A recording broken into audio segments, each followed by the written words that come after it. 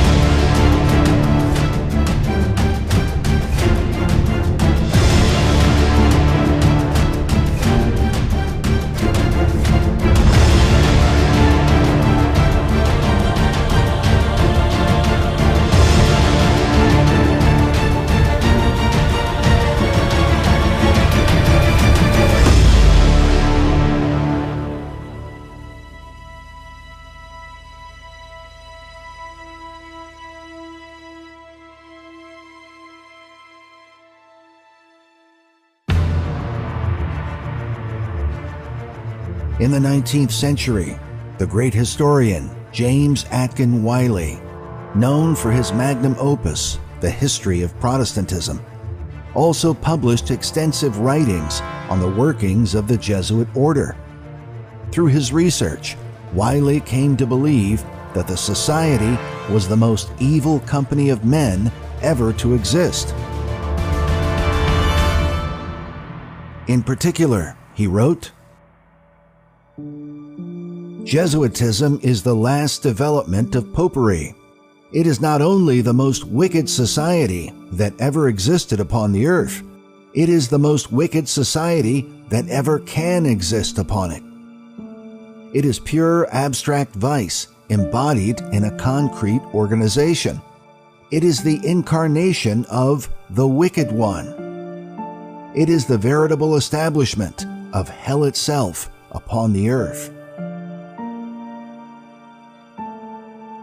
What could it be about this society that would deserve such extreme condemnation? As we will see, Wiley was not alone in his view. To discover why, we examine the witness of history, both past and present.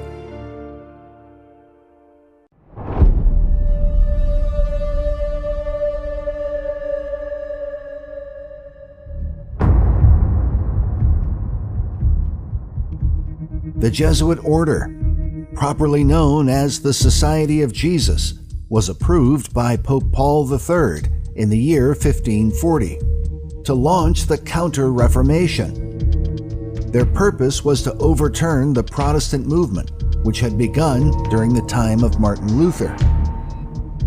When Luther burned the papal bull and declared the Pope to be the Antichrist, many were compelled to turn away from Rome. The Protestant movement spread across Europe and in time extended into countries abroad. The role of the Jesuits was to oppose Protestantism throughout the world, to bring mankind back into the Dark Age, and ultimately take control of all lands in the name of the Pope.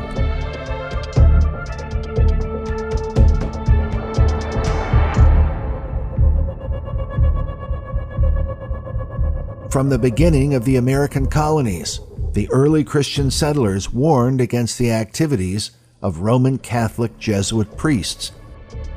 It was well known that they desired to subdue the new American territory on behalf of the Pope. As a result, in 1647, Massachusetts Bay banned Jesuit priests from the colony. upon pain of death if they should return after their banishment.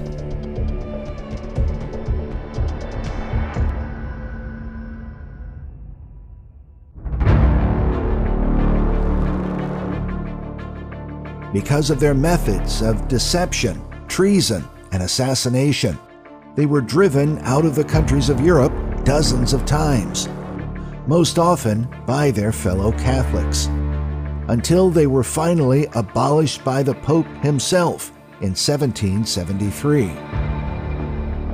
Pope Clement was poisoned within a year of banishing the order. His death was blamed on a Jesuit assassin.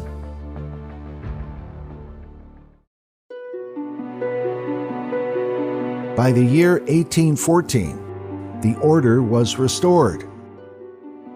In a letter to John Taylor, John Adams wrote, "We curse the Inquisition and the Jesuits, and yet the Inquisition and the Jesuits are restored."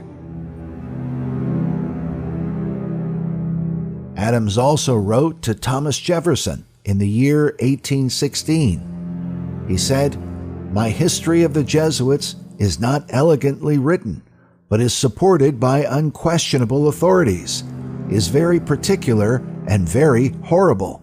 Their restoration is indeed a step toward darkness, cruelty, perfidy, despotism, death, and I wish we were out of danger of bigotry and Jesuitism."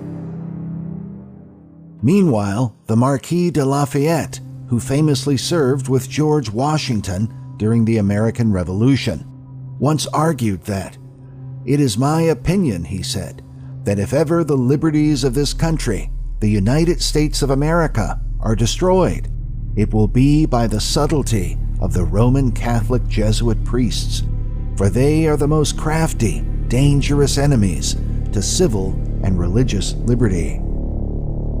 They have instigated most of the wars in Europe."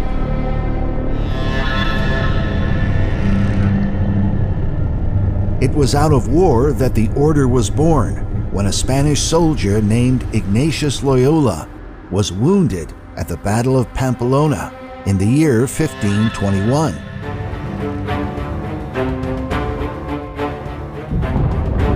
A cannonball shattered his leg, ending his military career.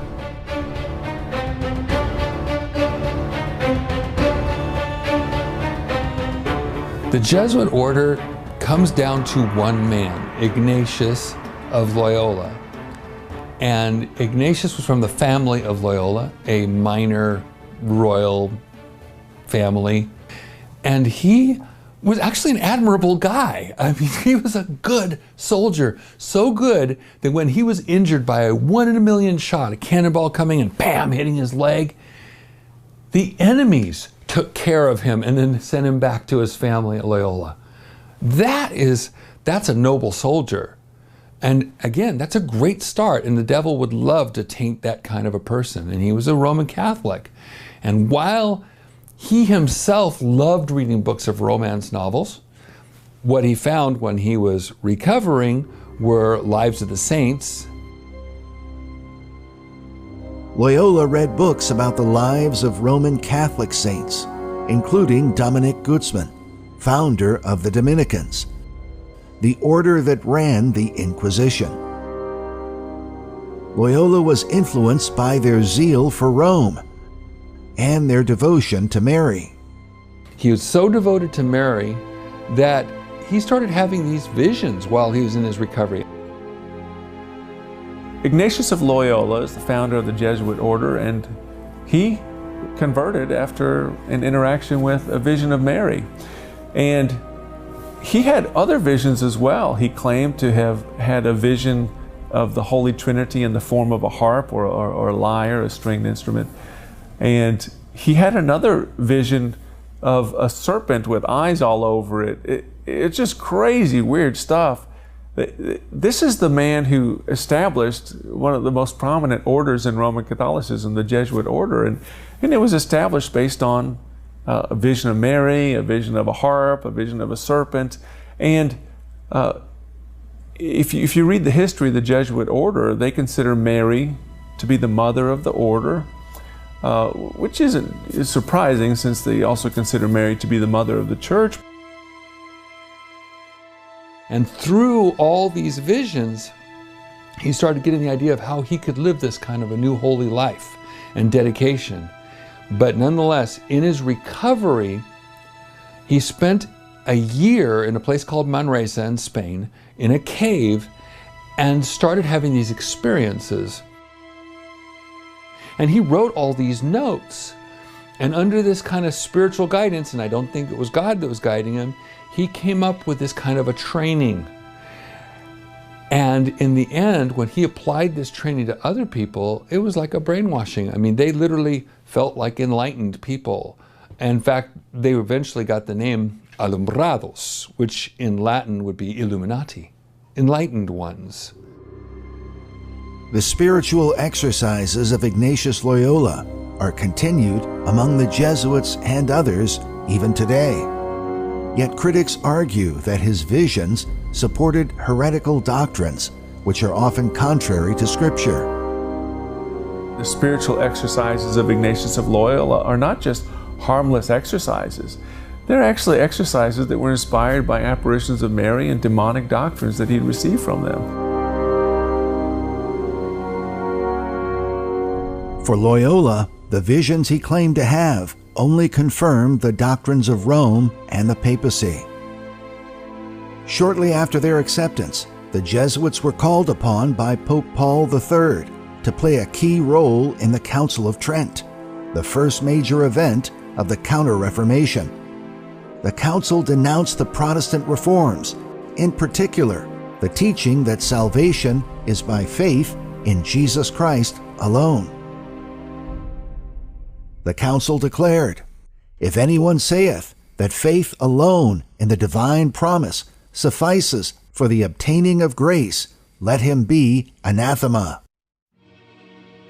The Protestant view is based in part on the teachings of the Apostle Paul, who wrote, "For by grace are ye saved through faith, and that not of yourselves, it is the gift of God, not of works, lest any man should boast."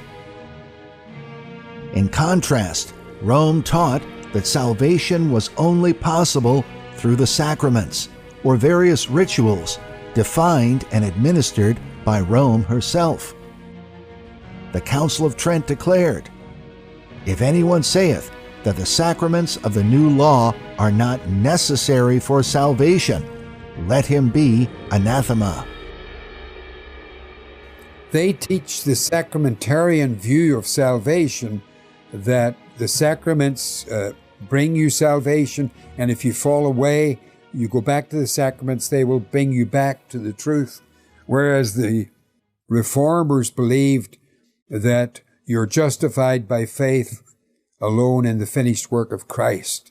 So they would use the scripture, "Through this man Jesus is preached unto us the forgiveness of sins, so that all who believe can be justified from all things that they could not be justified under the law of Moses." Now that's what the Bible says, and that's what makes it clear. Luther and the Reformers argued for a return to the clear teachings of Holy Scripture, to believe the Bible as the only true Word of God. The Protestant preaches that we should believe the Word. And Paul says in Romans 10:17 that faith comes by hearing and hearing by the Word of God. And so the Protestant would say that it's through the foolishness of preaching the gospel that God has ordained to save His people. The Roman Catholic would say that it's by believing in the church. Yet according to the Council of Trent, faith in the church and its sacraments does not necessarily lead to heaven, since a Roman Catholic can only hope to end up in purgatory, a place where they must be burned for an indefinite period of time until their sins are fully removed. So even though you go through all the sacraments, you still haven't found peace with God.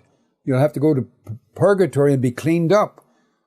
So that, to me, is blasphemous because I'm saying that Christ's blood doesn't cleanse me from all sin when I confess my sins unto him.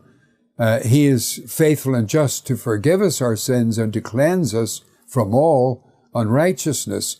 So the Protestants preach a sudden, definite change that occurs when a person believes the gospel. He's saved by the power of God. He's born from above. He's reconciled to God, who before was at enmity with God. All those things take place when he believes on Jesus as a Savior. Whereas in Rome, none of those things take place because they never come into focus.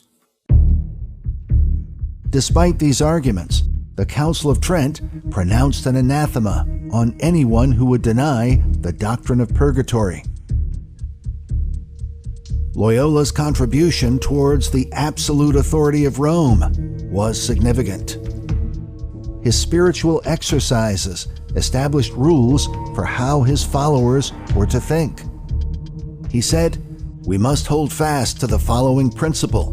What seems to me white, I will believe black, if the hierarchical church so defines." The initial weapon of the counter-reform was based in doctrine and theology. But when that proved ineffective, the Jesuits looked to the use of force and developed a network of spies and assassins. At some point, they established a secret oath for those who reached the higher levels of the order. The Jesuit oath has been known for more than 200 years and remains a point of controversy, with some questioning its very existence. Nevertheless, the oath has been published repeatedly in books and articles and can be found among the records of the Library of Congress and in the National Library of Australia. While the full oath is much longer, here we include those parts that might be considered the most important. It begins with a Jesuit superior speaking to a younger initiate who is already a Jesuit priest but is now brought under what is called the fourth vow of the order.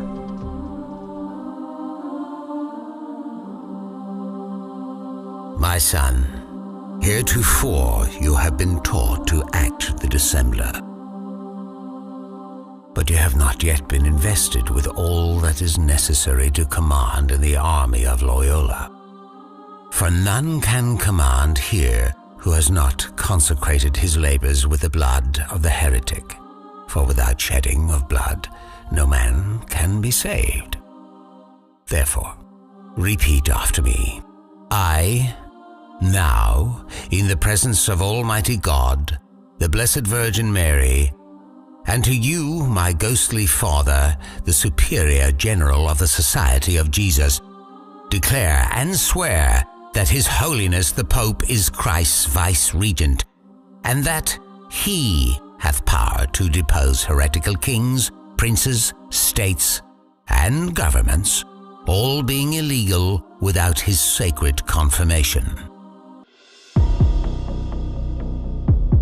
I furthermore promise and declare that I will, when opportunity presents, make and wage relentless war, secretly or openly, against all heretics, Protestants, and liberals, to extirpate and exterminate them from the face of the whole earth. And when the same cannot be done openly, I will secretly use the poisoned cup, the strangulating cord, the steel of the poniard, or the leaden bullet, as I at any time may be directed so to do by any agent of the Pope or Superior of the Society of Jesus.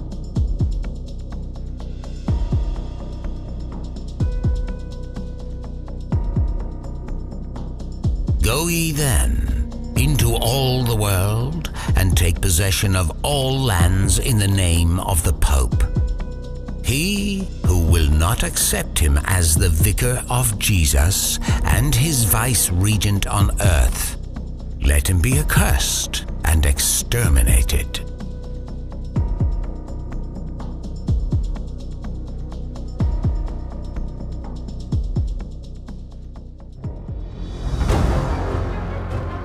It was the Jesuit ambition to subdue all countries that compelled the order to send missionaries across the world, and eventually into America.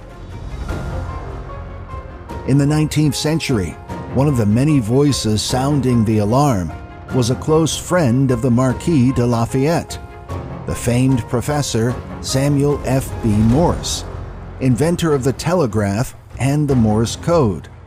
Morse communicated with Lafayette about the dangers America faced from Rome and her Jesuit priests. He published a book titled Foreign Conspiracy Against the Liberties of the United States in 1841. In it, he warned of the agents of a European plot on American soil. He said, "And who are these agents? They are, for the most part, Jesuits, an ecclesiastical order proverbial through the world for cunning, duplicity, and total want of moral principle.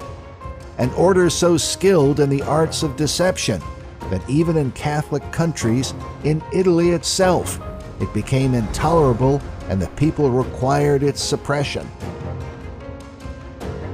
Countless books, essays, and sermons were published in the 19th century, warning about the intentions of Rome and her Jesuit priests against the United States. Most of these works were published by Christian churchmen. Perhaps one of the more interesting titles is from a minister named Elijah Lucas. His book is called Shall Liberty Die or Patriots to the Front? Published in 1897, the book warned that the anti-Christian power is now at work in undermining the institutions and destroying the liberties of this great and free and prosperous nation.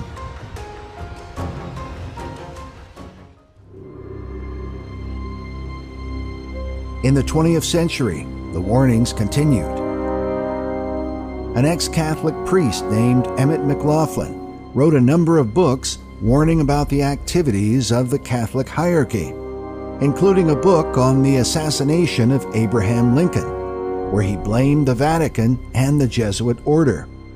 At one point, he wrote, "The Roman Catholic Church was deliberately and culpably involved in the assassination of President Lincoln." Meanwhile, when writing of the society and its methods of murder, he said, "The Jesuits became the true cloak and dagger hatchet men of the Vatican, a deadly papal mafia."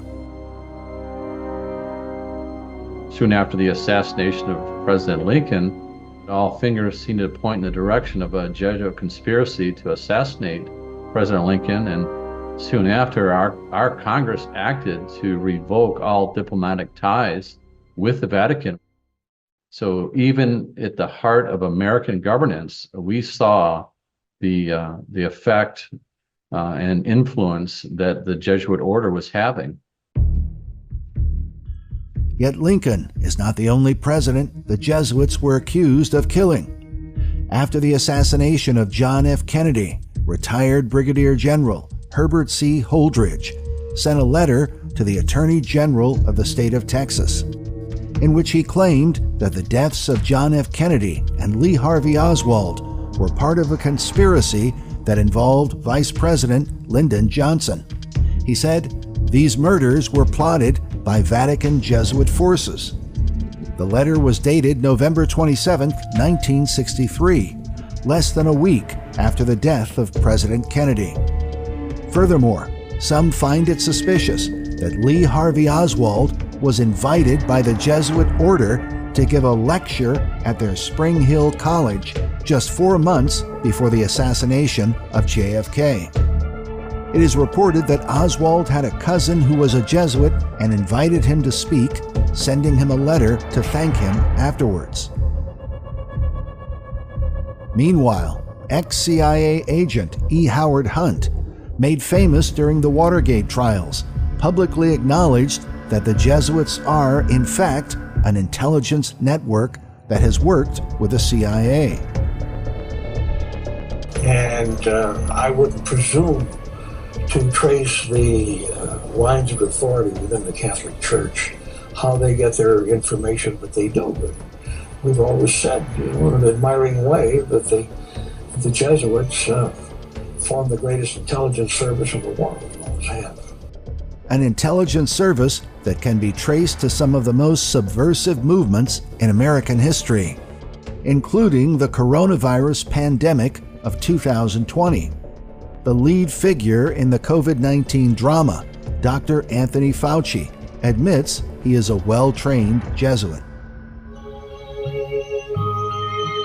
Well, I was born and raised in Brooklyn, New York.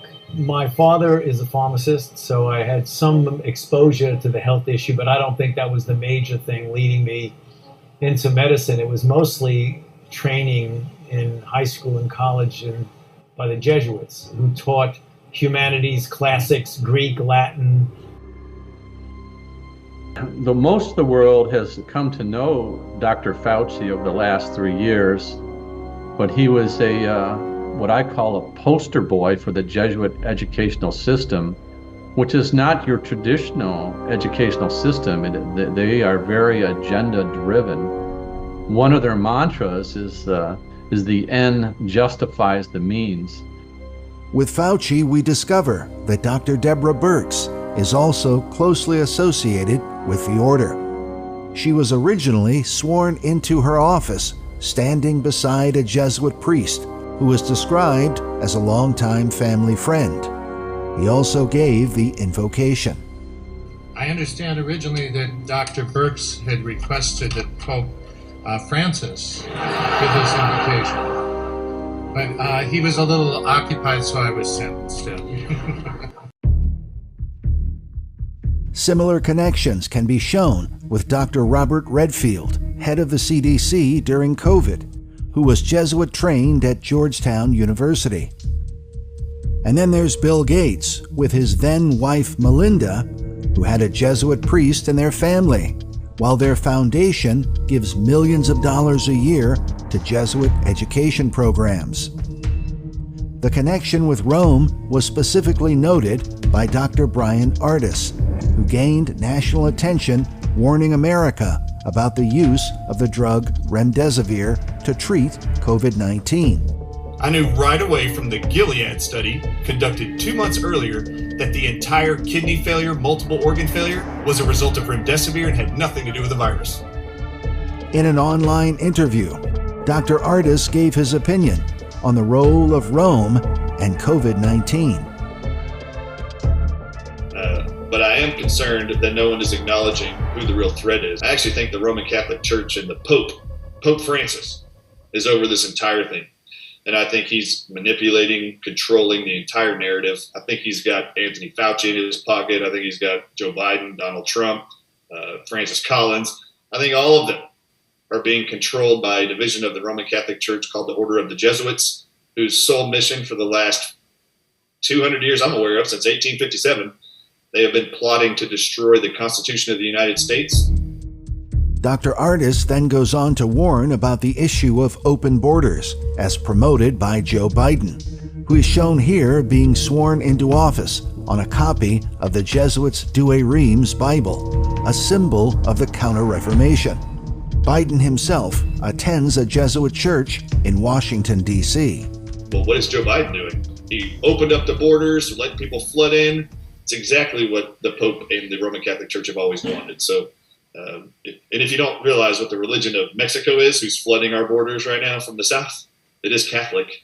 In the Catholic doctrines, they have stated that we need to flood America with Catholics. Illegal immigration is a form of social justice, according to Rome. There was a document that was published, it was put out by the U.S. Conference of Catholic Bishops in conjunction with the Mexican Conference of Catholic Bishops. And it's called Strangers No Longer, Together on a Journey of Hope.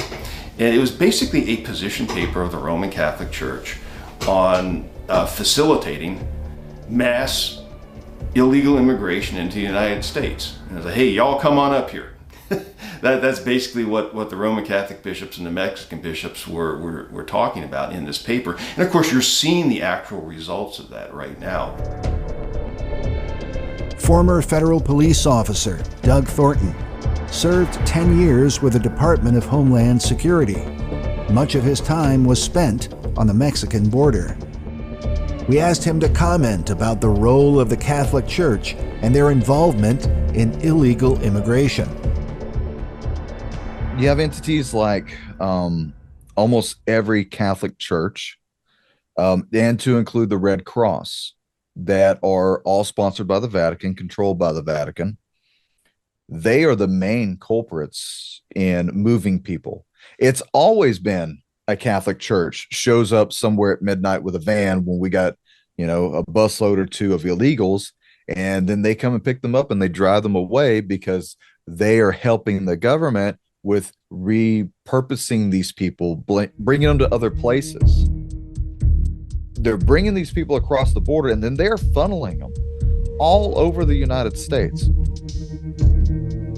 While the problems of illegal immigration seem to be of recent origin, most Americans are largely unaware that the plan to invade the United States through Mexico is one that dates back to the American Civil War.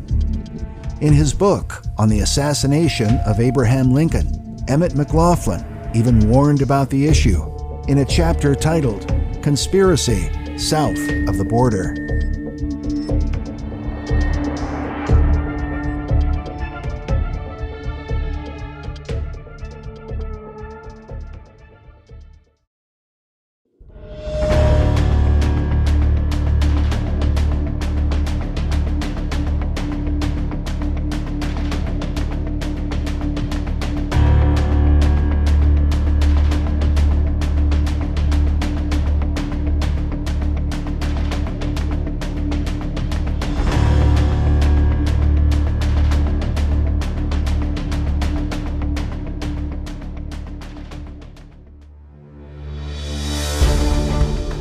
One of the most controversial chapters in all of American history involves the time of the Civil War, the climax of which was the assassination of Abraham Lincoln. While the events surrounding Lincoln's death are well known, it is the truth about the conspirators and what motivated them to commit their crime that some argue has been suppressed in modern times.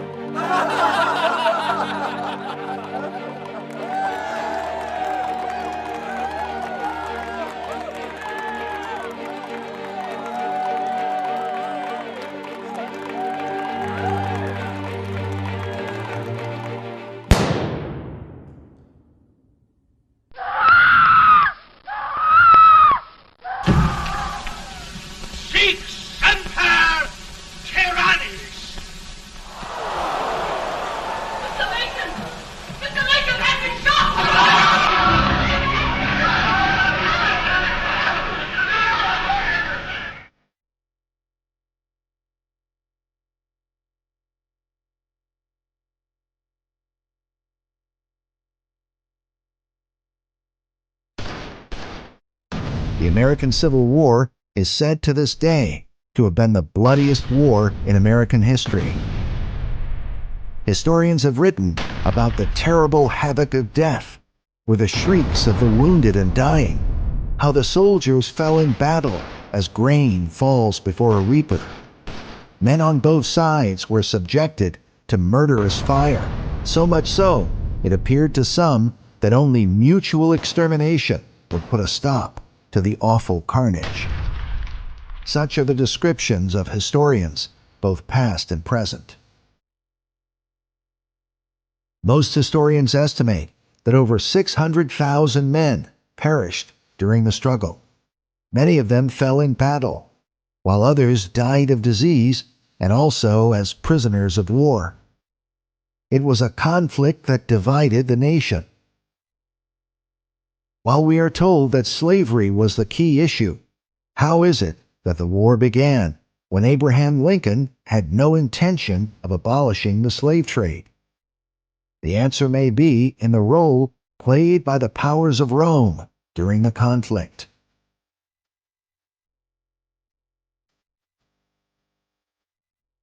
One of the leading figures of the time was a Catholic priest and personal friend of Abraham Lincoln, a man named Charles Chiniquy. According to Chiniquy, the plot to kill Lincoln was instigated by the Jesuit order. The man who kills Abraham Lincoln will be an immortal. You start scratching anybody who is connected to the assassination of Lincoln, you're going to find Jesuits. You're going to find people who were Jesuits, people who were related to Jesuits, people who were connected to Jesuits, people under the authority of Jesuits. It's a Jesuit plot.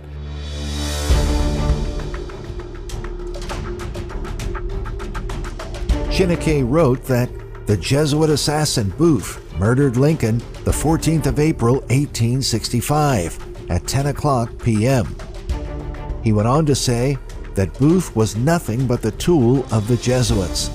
It was Rome who directed his arm after corrupting his heart and damning his soul. He said that horrible crime was the work of popery. And after 20 years of constant and most difficult researches, I come fearlessly today before the American people to say and prove that the President Abraham Lincoln was assassinated by the priests and the Jesuits of Rome. The testimony of Chiniquy was recorded in his book, 50 Years in the Church of Rome, where he detailed his life as a Catholic priest and how he also became the friend of Abraham Lincoln. In this book, we learn a lot about the Jesuits and a little more about Lincoln himself and about the assassination of Lincoln. Because of Chiniquy, we have an insight into a lot of background concerning even Lincoln in the days and what the Jesuits were doing in the days of Abraham Lincoln. Charles Chiniquy was originally from Canada, where he was ordained a Catholic priest in 1833. During his time in Quebec, he was dedicated to opposing alcohol abuse and became known as the Apostle of Temperance. He would later immigrate to the United States, where he would become the founder of St. Anne, Illinois. The memory of his influence is still preserved in St. Anne to this day. In modern times, his writings, which have inspired much debate, have been defended by a fellow Canadian. Well, I read Charles Chiniquy's autobiography, 50 Years in the Church of Rome, way back in 1986. And I was so startled, so intrigued by his stunning allegation of the involvement of a powerful religious organization in the murder of Abraham Lincoln. And I remember looking at this book and thinking, wow, what a thing to say. And wondered who this man, Charles Chiniquy, was. And so I started to do research. Canadian author Paul Sarup would spend more than 20 years investigating the story of Charles Chiniquy, and especially his claims concerning Lincoln and the American Civil War. His research was published in the book, Who Killed Abraham Lincoln, where he reveals much about the historic character of Chiniquy himself. He was an accomplished, celebrated clergyman, born in 1809, the same year as Abraham Lincoln. He gained worldwide fame and influence during his lifetime. When he died, his obituary, for instance, was on the front page of the New York Times, and it was reported around the English-speaking world. He was born in Quebec, a Roman Catholic, but he was raised as such, but uniquely in that he also learned and came to know God's Word, as his father had a French Bible. He then went on to become a Roman Catholic priest. And thanks to his remarkable eloquence, he'd persuaded about half of Quebec to give up drinking. And most Quebec families had a portrait of him in their household.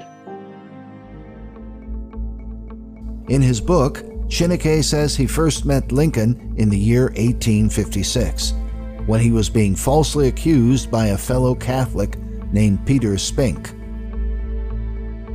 According to Chiniquy's account, the controversy was stirred up by a powerful bishop named Anthony O'Regan of Chicago. Supposedly, he was angry at Chiniquy, who had challenged his authority and sought revenge through Peter Spink. The controversy ultimately landed in a court in Urbana, Illinois, where Chiniquy was defended by Abraham Lincoln, who was a respected lawyer at the time. There in Urbana, Lincoln defended Chiniquy in 2 court actions brought by a prominent Catholic resident of the area named Peter Spink.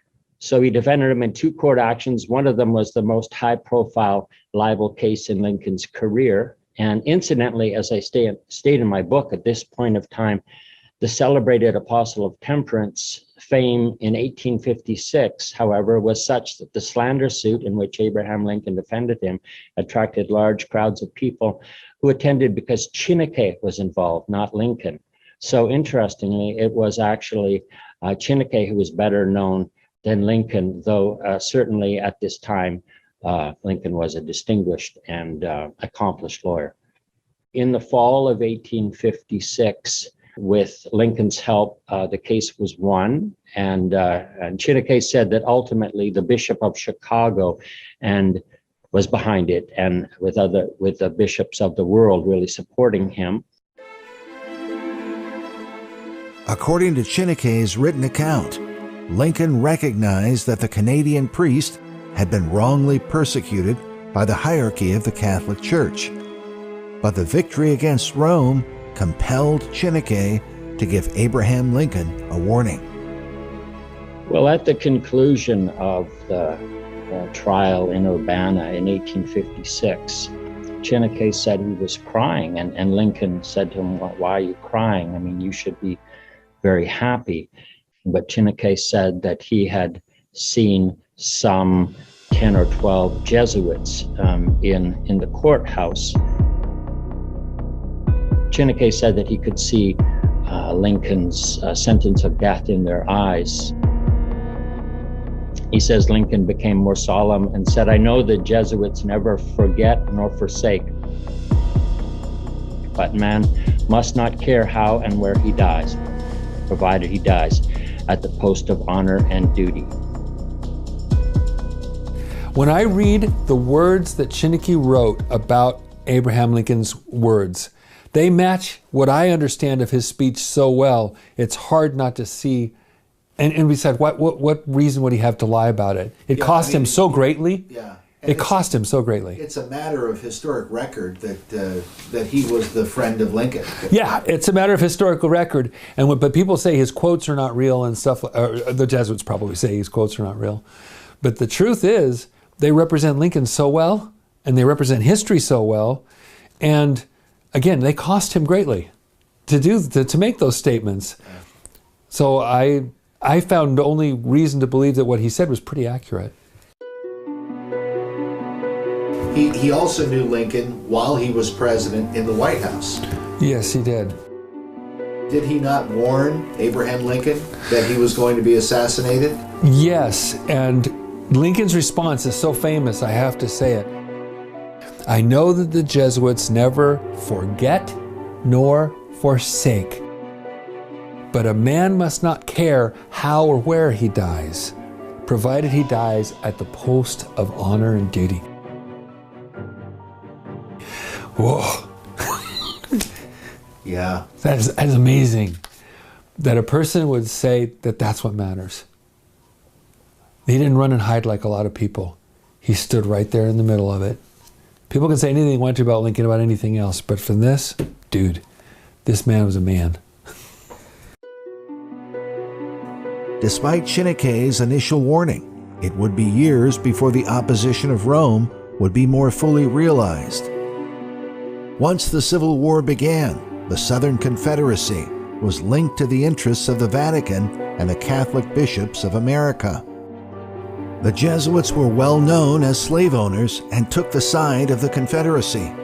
In fact, Chiniquy quoted Abraham Lincoln, who said that, "From the beginning of our Civil War, there has been not a secret, but a public alliance between the Pope of Rome and Jeff Davis. The Pope and his Jesuits have advised, supported, and directed Jeff Davis on the land from the first gunshot at Fort Sumter by the rabid Roman Catholic Beauregard." Indeed, General Pierre G.T. Beauregard was just one of many Catholic leaders involved on the Confederate side of the war.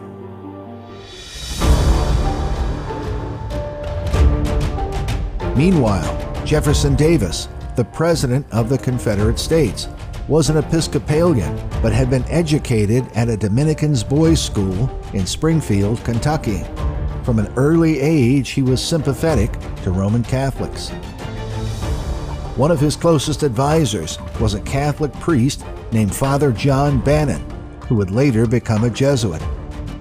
He was enlisted by Davis to lead a diplomatic mission on behalf of the Confederacy to gain official recognition from the Pope. But according to Lincoln, the person who convinced the Vatican to support the Southern cause was Bishop John Hughes, the Archbishop of New York. While pretending to support the Union, Bishop Hughes went to Rome and advised the Pope to recognize the legitimacy of the Southern Republic. The only nation in the world that recognized the Southern Confederacy with its cornerstone of slavery was the Vatican.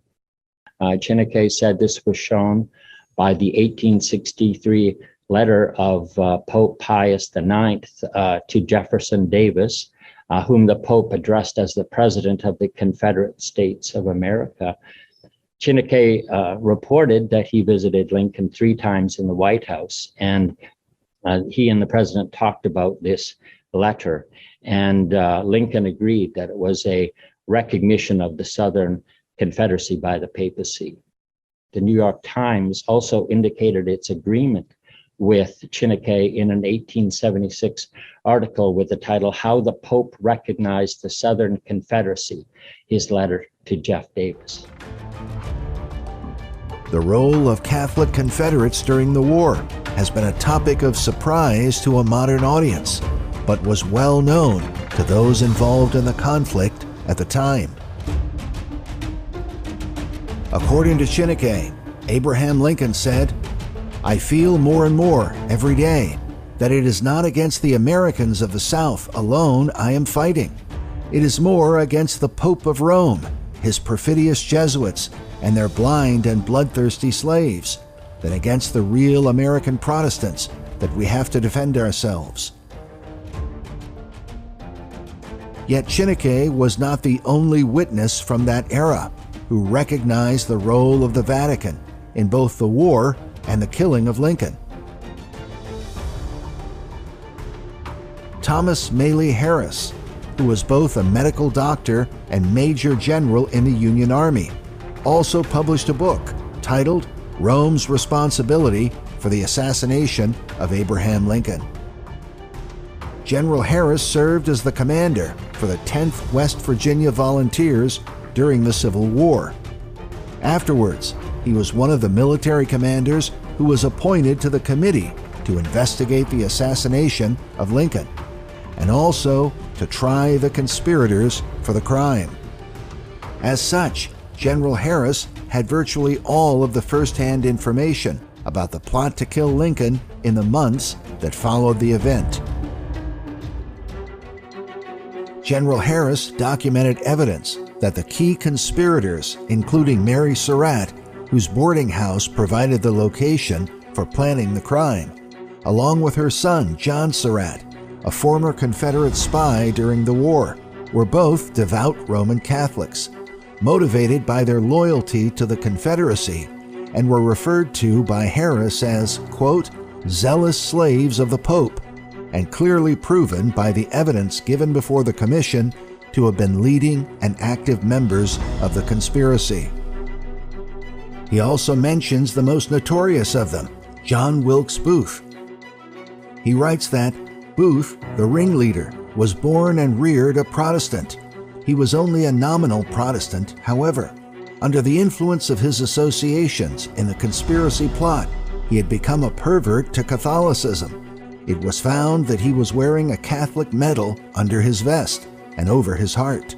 The wily Jesuit had been able to pervert him to Catholicism and to deceive him into the belief that his medal would conduce to his personal safety and to the success of the enterprise.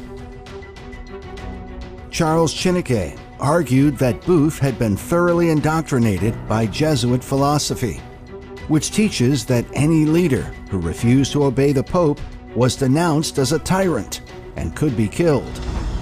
This appears to be the reason why Booth shouted, "Sic semper tyrannis," thus always to tyrants, after he leaped to the stage in Ford's Theater.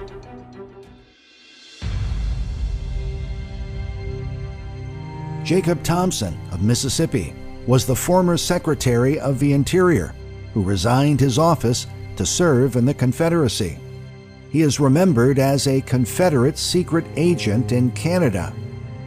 About him, General Harris tells us that Thompson used the Jesuitical argument that to kill a tyrant was no murder, and so, assuming that President Lincoln was a tyrant, it would be a glorious and praiseworthy act to take him off. Mary Surratt was captured and ultimately condemned for her part in the conspiracy. After her trial, she was hanged along with the other conspirators. But her son, John Surratt, escaped on the night of the assassination and was smuggled with the help of Catholic priests through Canada and out of the country. His image was shown on some of the original wanted posters next to John Wilkes Booth. But Surratt was discovered sometime later, we are told at the door of Rome, enrolled under the banners of the Pope in the 9th Company of his Zouaves, under the false name of Watson. This historic image shows John Surratt dressed in the uniform of a papal Zouave, a member of the Pope's army dedicated to defending the Papal States.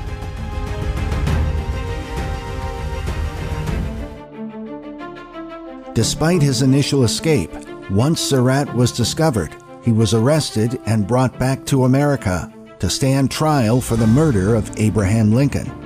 But historians tell us that the jury was compromised, and in spite of overwhelming evidence, a conviction could not be obtained. In the end, charged with murder and conspiring to murder the president, despite the preponderance of evidence showing his guilt, the jury couldn't agree on a verdict. And Charles Chiniquy alleged the reason John Surratt was not convicted was because the Catholics on the jury refused to find him guilty, despite the evidence, just as years earlier, a Catholic member of a jury refused to acquit Chiniquy in his court battle with Peter Spink.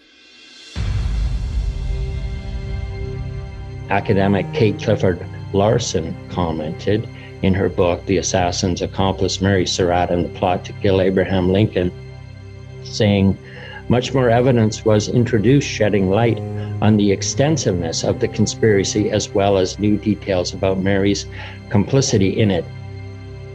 But despite the new evidence, John's case ended in a mistrial. The civilian jury was packed with Southern sympathizers. All charges were then dropped because the statute of limitations of 2 years on a charge of treason had passed, and in February 1868, John was set free. And after that, he taught for several years at a Catholic school in Maryland. He died in 1916, And when he died, a solemn high requiem mass was offered at St. Pius Catholic Church in Baltimore. And this was an unusual honor for a man who was charged and never found innocent of conspiring to murder America's greatest president, and one whose own lawyer stated he was guilty of at least conspiring to be part of a plan to kidnap the president. This mass would be reserved for the funerals of bishops, priests, and nuns. When offered at the funeral of a layman, it would be a token of appreciation for exceptional devotion or service to the church. And it remains a question today, what could that service have been?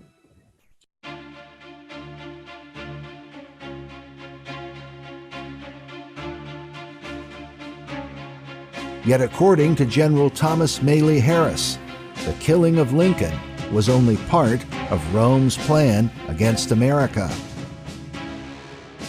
The Jesuits and Catholic hierarchy worked with the powers of Europe in an attempt to provide aid to the Southern Confederates through a French army that would invade Mexico and take control of the country, in order to establish what General Harris called a Roman Catholic Empire in Mexico, with their own monarch, an Austrian prince named Maximilian I.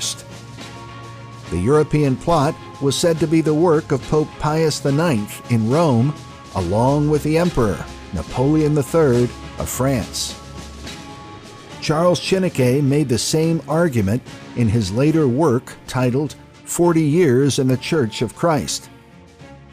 He said, during the Civil War, the French Emperor Napoleon and the Pope conceived the idea that there was a good opportunity to establish an empire in Mexico. The expectation was that such an empire would be a great Roman power in this continent and be likely to become part of the slave and Romish nation to be founded on the ruins of the Republic of the United States and the ultimate control of North America. Did Abraham Lincoln blame Rome for the American Civil War? Yes, he did. Chiniquy visited Lincoln 3 times. He visited his friend 3 times in the White House, and they talked about things like the Civil War. And I can quote Chiniquy saying what he said Lincoln said. And Lincoln said, "This war would have never been possible without the sinister influence of the Jesuit. We owe it to popery that we now see our land reddened with the blood of her noblest sons." Though there were great differences between the South and the North on the question of slavery, neither Jeff Davis nor any one of the leading men of the Confederacy would have dared to attack the North had they not relied on the promises of the Jesuits that under the mask of democracy, the money and the arms of the Roman Catholics, even the arms of France, were at their disposal if they would attack us. Modern historians often overlook that a French army did invade Mexico in 1862 during the American Civil War. The French attempted to take control of the country, but were stopped short at the historic Battle of Puebla on May the 5th, where the Mexican army defeated the French and halted their advance. The Battle of Puebla is celebrated every year during Cinco de Mayo. Yet in time, the French would succeed in capturing Mexico and installed their European monarch, Maximilian I, as the ruler. But his reign was short-lived, as the United States sent aid to help the Mexican fighters defeat the French. Ultimately, Maximilian was deposed and executed by a Mexican firing squad. Yet because of all the intrigues with Rome and the evidence that the Jesuits were behind the assassination of Lincoln, the United States cut off diplomatic relations with the Vatican in the year 1867, a decision that stood for 117 years until the Reagan administration in 1984.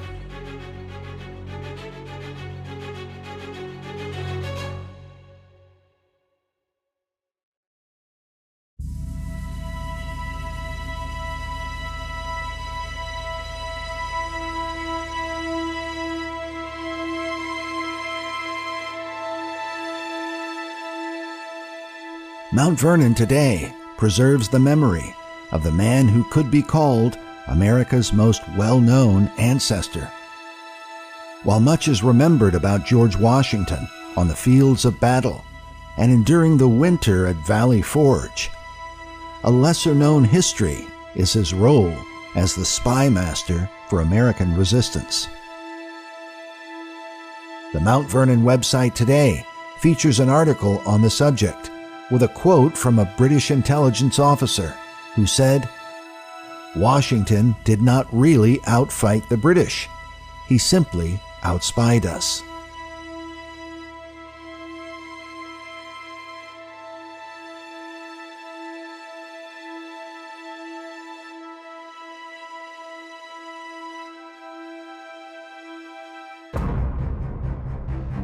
Perhaps the most controversial topic in modern America is the hidden activity of what is commonly called the deep state in our political system. Made up of shadowy figures who are part of a secret government in the United States, operatives whose identities are generally unknown, and yet their influence seems to be the real control behind decisions being made, even when the policies oppose American law or the will of the American people. The deceptions of the deep state have compelled many Americans to investigate and to wonder, what will the end result of these things be? Is America headed for a time of tyranny?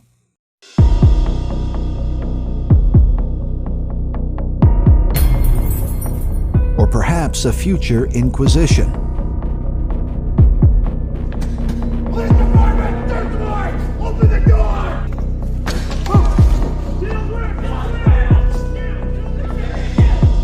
And could it be that those who controlled the first Dark Age will be responsible for the second?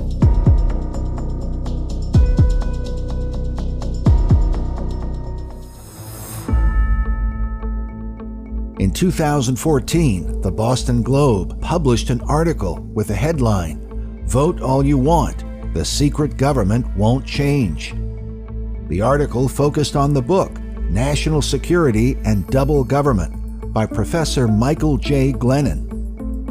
In it, we are told that the author, quote, catalogs the ways that the defense and national security apparatus is effectively self-governing, with virtually no accountability, transparency, or checks and balances of any kind.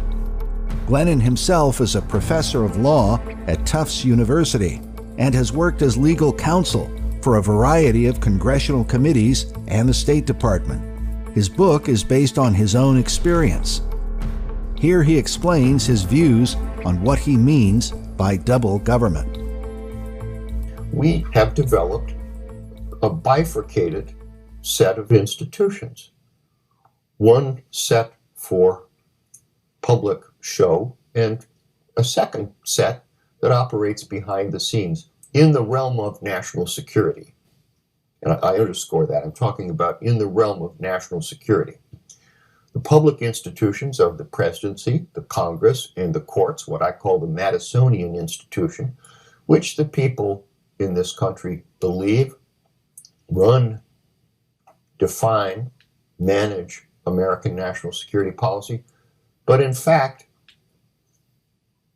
that policy is managed behind the scenes by a network of several hundred managers.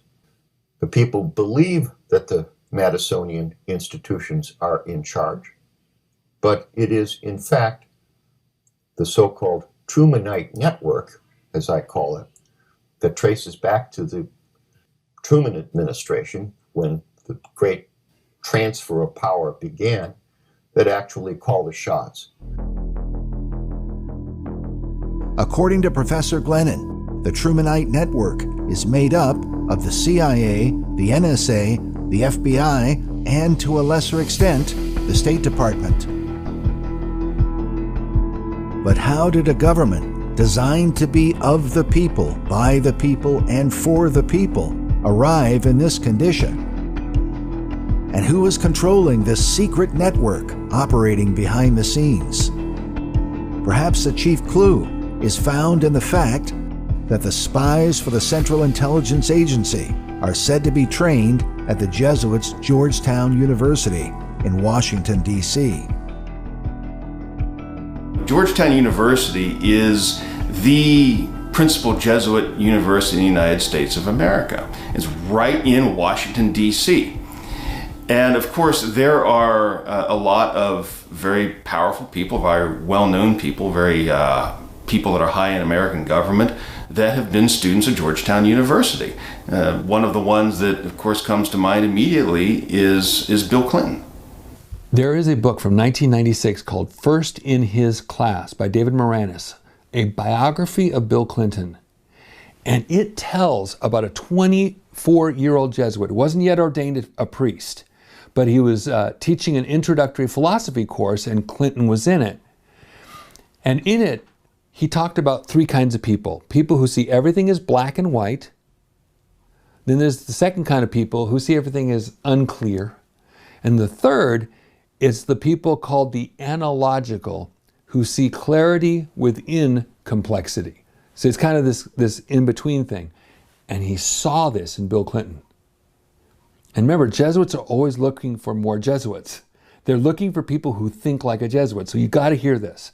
He saw an analogical mind at work in the essays of 18-year-old Bill Clinton. One day after class, Hentz invited Clinton out for dinner. And as they sat across from each other in a booth, Hentz sipping a beer, Clinton engulfing a hamburger, the teacher began making a sales pitch for the Jesuit order. He talked about how Jesuits got an exemption from the Pope to be active in politics, retelling his favorite joke, that Jesuits say the missing line in creation is, then God created politics and saw that politics is good. I think you should seriously consider becoming a Jesuit, he said to Clinton. I've been impressed with your papers. The Jesuit who met with Clinton was the Reverend Otto Hentz, a theology professor at Georgetown for more than 40 years. He is shown here interviewing Bill Clinton in 2015. What does going to Georgetown mean to you? I was here with fascinating people. I was here at a fascinating time, but it affected me mostly because of the teachers I had. I doubt very seriously if I ever would have become president had I not come to Georgetown.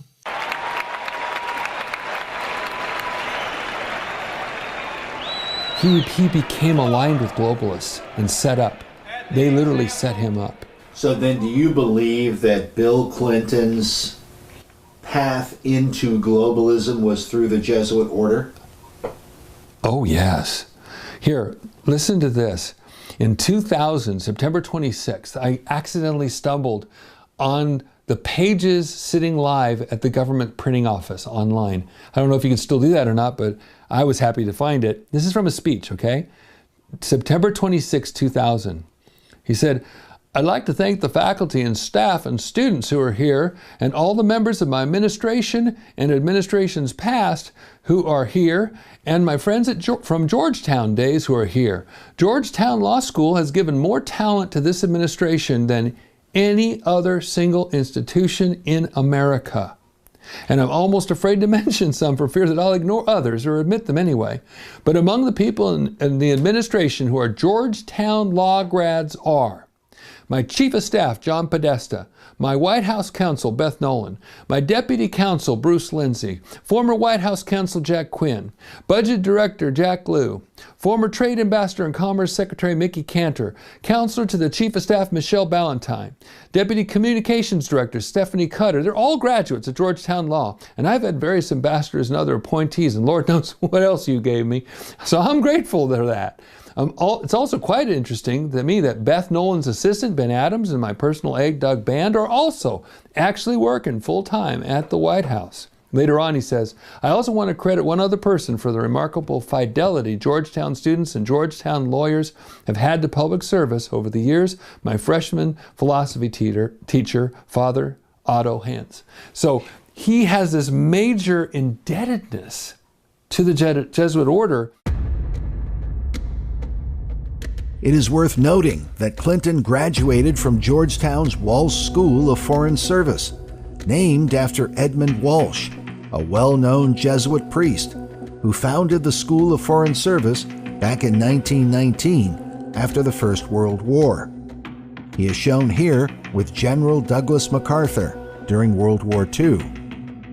Walsh was also known as an anti-communist and was called Joe McCarthy's Jesuit, since it was he who is said to have manipulated the McCarthy campaign against communism in the United States. One communist on the faculty of one university is one communist too many.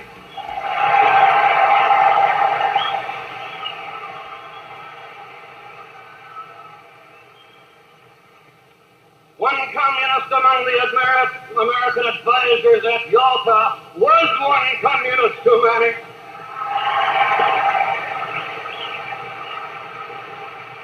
And even if there were only one communist in the State Department, even if there were only one communist in the State Department, there could still be one communist too many. McCarthy's Inquisition-style approach is well known, but the Jesuit influence behind him is more obscure. McCarthy was Jesuit educated at Marquette University. His famous meeting with Walsh in January of 1950 at the Colony Restaurant in Washington, D.C. is said to be the birth of McCarthyism. But what was the real purpose of Edmund Walsh, considering that his fellow Jesuits helped to create communism back in the 19th century? Is it possible that Walsh used McCarthy for the purpose of controlled opposition? In the book, America, the Last Best Hope, conservative author William Bennett gives his analysis of the damaging influence of the McCarthy movement. He writes that, worst of all, McCarthy besmirched the honorable cause of anti-communism. He discredited legitimate efforts to counter Soviet subversion of American institutions. From this point on, it would only be necessary for disloyal people or groups to yell McCarthyism to distract public attention from real problems.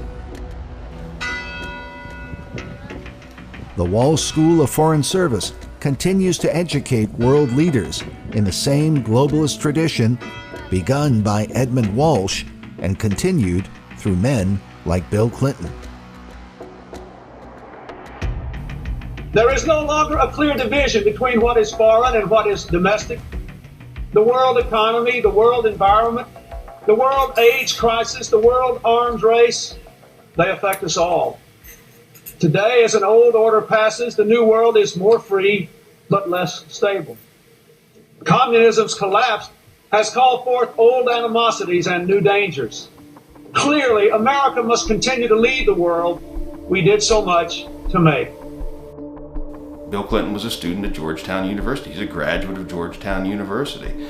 And again, there are many others. And I mean, the fact that they've got that Jesuit school right in the nation's capital, that's not an accident. That's something that is done intentionally. And of course, they train many, many people.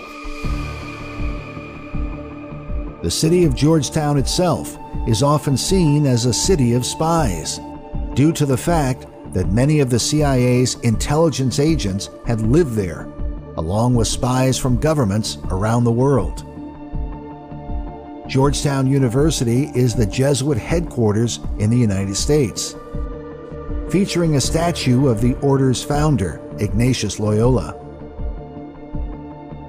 Nearby is another statue of the university's founder, John Carroll. John Carroll was the first Catholic bishop of the American hierarchy. Beforehand, Catholic bishops were forbidden on American soil due to their history of subversive activities in Protestant countries. Samuel Adams wrote about this in his famous work, The Rights of the Colonists, 1772. In examining the teachings of John Locke on the subject of toleration, he said the following: "Toleration ought to be extended to all whose doctrines are not subversive of society. Excluded from such toleration are those who teach doctrines subversive of the civil government under which they live.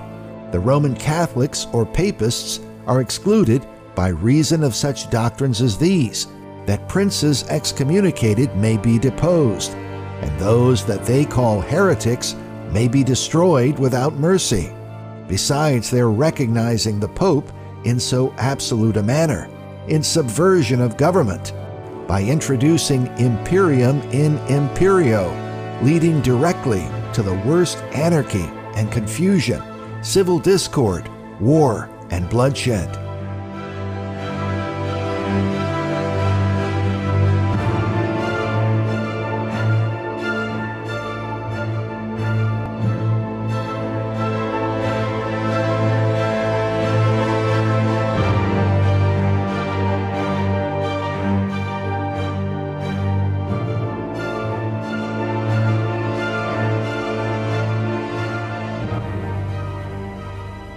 The Latin phrase imperium in imperio means a state within a state, or a hidden government operating inside the established government.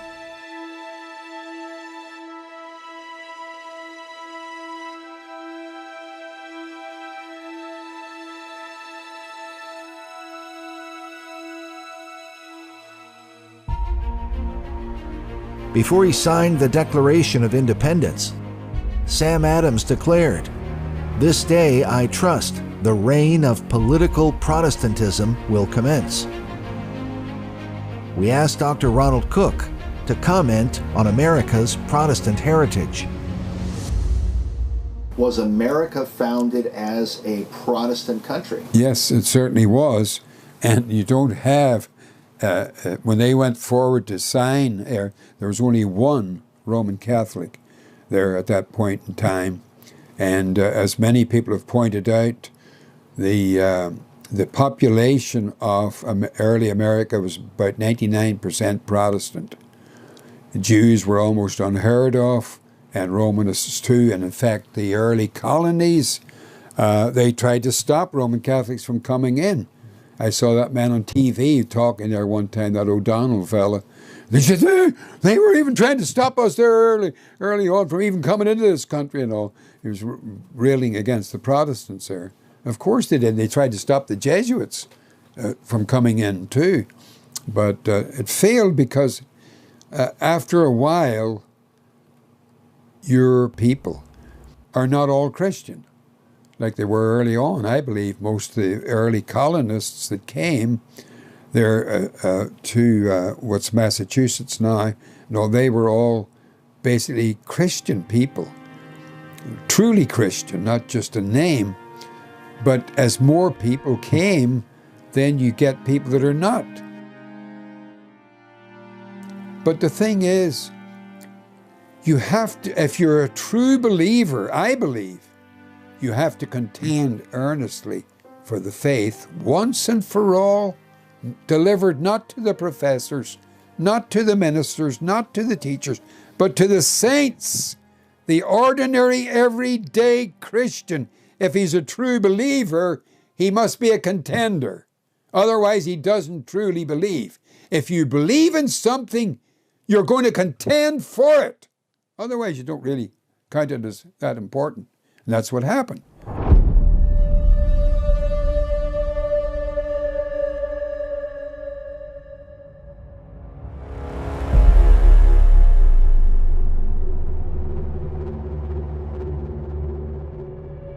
In an article titled "From Georgetown to Langley, the Controversial Connection Between the Prestigious University and the CIA," author Alan MacLeod writes, "If you have ever wondered, where do America's spies come from?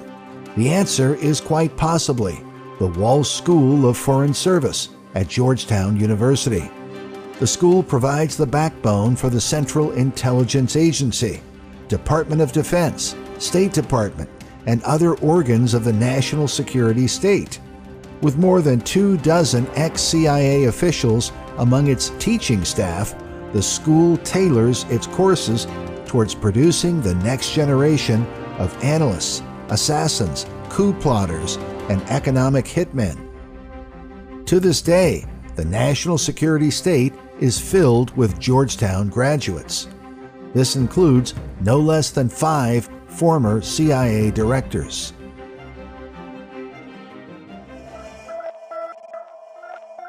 To understand how the Jesuits achieved such influence, we must consider that not all those who are called Jesuits are necessarily priests. Many Jesuits operate in secret and often appear in a variety of professions in society. Do all Jesuits appear to be priests? Not at all. In fact, only a certain number end up as priests. There's so many filtration systems on the way to becoming a priest. Many of them are coadjutors, formed coadjutors. That's a type 2 class, second class.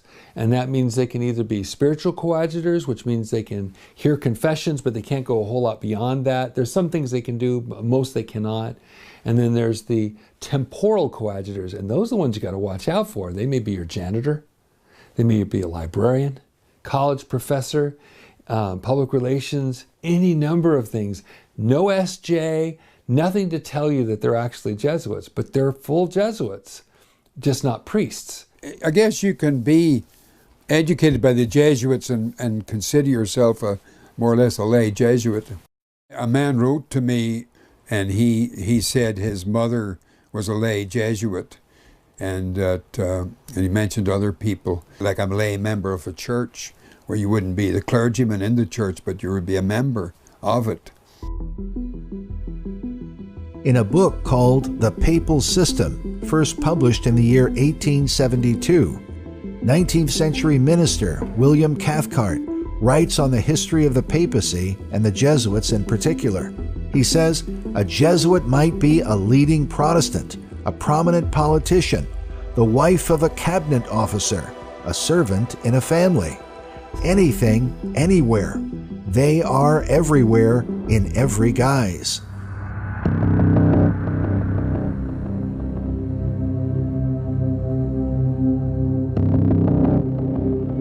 Such claims about the secret spies and operatives of the order are not unique. Even John Adams, who often warned of Jesuit intrigues, in a letter to Thomas Jefferson, wrote the following. He said, I do not like the late resurrection of the Jesuits. They have a general now in Russia, in correspondence with the Jesuits in the U.S., who are more numerous than everybody knows. Shall we not have swarms of them here, in the shape of printers, editors, writers, schoolmasters, etc.? If ever a congregation of men could merit eternal perdition, on earth and in hell, it is this company of Loyola.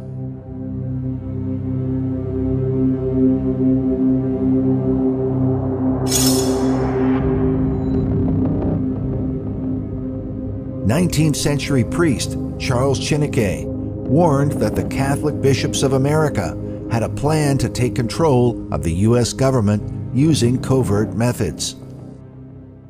Chiniquy reported that he was invited to go to a large meeting of priests in Buffalo, New York in 1852. And at this meeting, he heard of a plan to mass Roman Catholics in the large cities of the United States to take political control of the country and to make a way for the time when, as he said, not a single senator or member of Congress will be chosen if he be not submitted to our Holy Father, the Pope, and when Catholics will not only elect the president, but fill and command the armies, man the navies, and hold the keys to the public treasury. Well, currently, Roman Catholics hold all or almost all of the key positions of power in the United States. Catholics have been increasingly viewed by United States politicians as an influential bloc of voters to be courted. The Catholic magazine, The Tablet, declared back in 2003 that Catholics in America now represent the most important shifting demographic for the vote. Senator Joe Biden, a Roman Catholic, was picked by Barack Obama to be his 2008 running mate, in part because of Biden's connection with Catholic voters. And of course, now Biden is the president.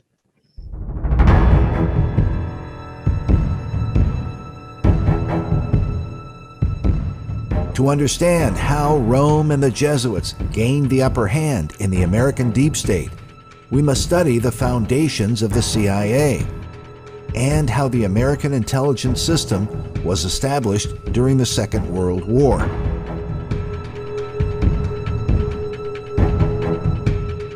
During the war, then President Franklin D. Roosevelt established the Office of Strategic Services, the first official intelligence arm of the U.S. government. FDR chose as the sole leader of this new department a former classmate from Columbia Law School, an Irish Catholic named William Donovan. Donovan was also known as Wild Bill because of his exploits during World War I. He was given complete authority over the new spy network proposed by the president. Furthermore, Donovan was answerable to no one but FDR. Former Special Forces operator Dino Garner writes that books have been written about Donovan's exploits, a heroic warfighter and the architect and driving force behind the OSS. What those books don't share is that Donovan was a well-trained Irish Jesuit who played dirty at nearly every turn.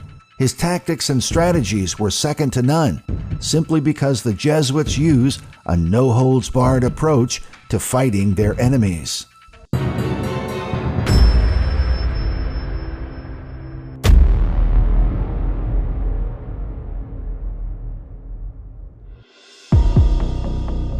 Garner goes on to say, the guys who wrote Donovan's field manuals were also high-ranking Jesuits who'd been trained in the art of warfare.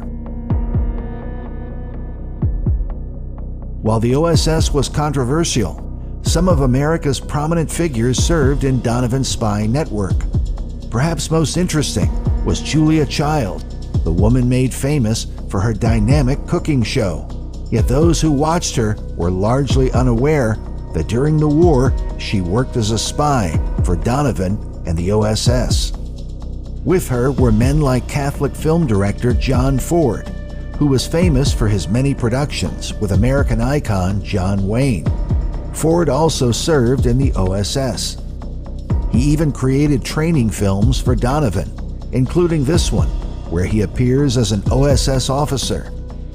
Now, we'll give you all the dope you require about this El Porto area, but just don't read it. Absorb it. Okay, if you want to waste time. But I tell you, I know El Porto like a book. Perhaps the enemy has added a couple of chapters since you've left. Aye, aye, sir. The film shows how an overconfident agent can make mistakes. It was just one of many projects Ford produced for the OSS, and shows the connection between the intelligence community and the entertainment industry from the beginning. Other notable agents were men like actor Sterling Hayden, Chicago White Sox player Mo Berg, the historian Arthur Schlesinger Jr., and even Henry Ringling North of the Ringling Brothers circus fame. The relationship between Hollywood and the CIA has continued since the time of Donovan, having influenced countless films, as shown by the documentary Theaters of War: How the Pentagon and the CIA Took Hollywood. In the film, Dr. Matthew Alford claims that what we found is that thousands upon thousands upon thousands of products have been affected and are often rewritten at script level by the national security state in the United States.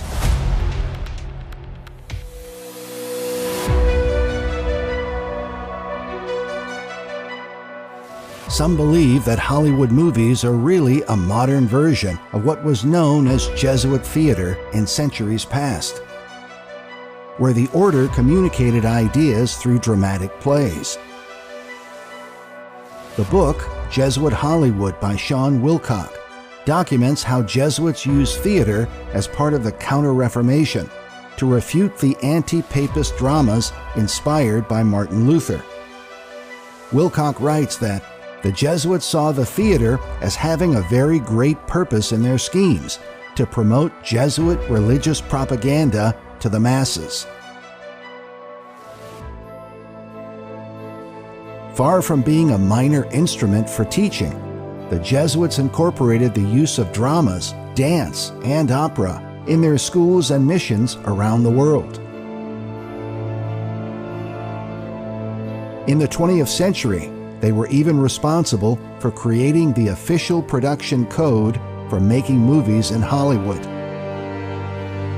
Also called the Hays Code, after Congressman William Hays, it was originally intended to prevent immoral practices from being communicated on film. The code was developed by Catholic publisher Martin Quigley, along with a Jesuit priest named the Reverend Daniel Lord. The code was upheld for some 20 years by a Jesuit-educated Catholic named Joseph Breen, who became the central figure associated with the moral boundaries imposed on the film industry. At one point, Breen was even said to have more influence over world opinion than Hitler, Mussolini, or Stalin because of the tremendous power he had over the content of Hollywood movies.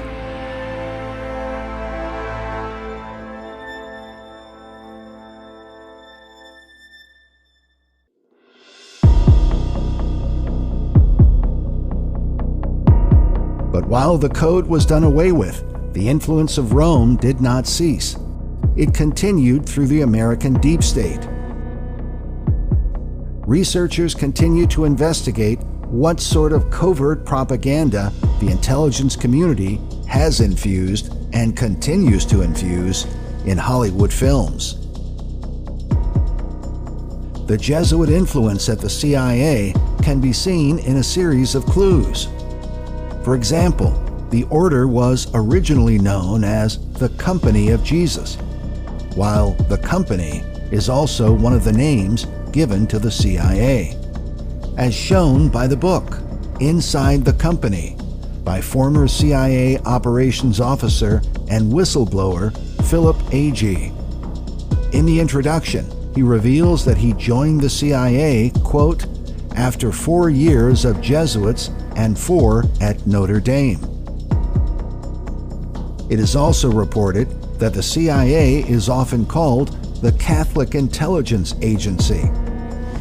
Most sources give as the reason for this the influence of OSS founder William Donovan, whose statue is found at the CIA headquarters to this day as part of the OSS Memorial. He continues to be seen as the father of modern American intelligence gathering and the unofficial founder of the CIA. But perhaps the most revealing part of Donovan's history is found in the book, The Last Hero by Anthony Cave Brown, where a black and white photo shows Donovan at the Vatican, beside the Pope's Swiss Guards, to receive the Medal of Saint Sylvester, the Vatican's highest award for a lifetime of public and secret services to the Catholic Church. While Bill Donovan late in life, he actually received a very high award from the Pope. It's called the Order of Sylvester. So the Pope saw fit to crown his lifetime efforts with this very prestigious award.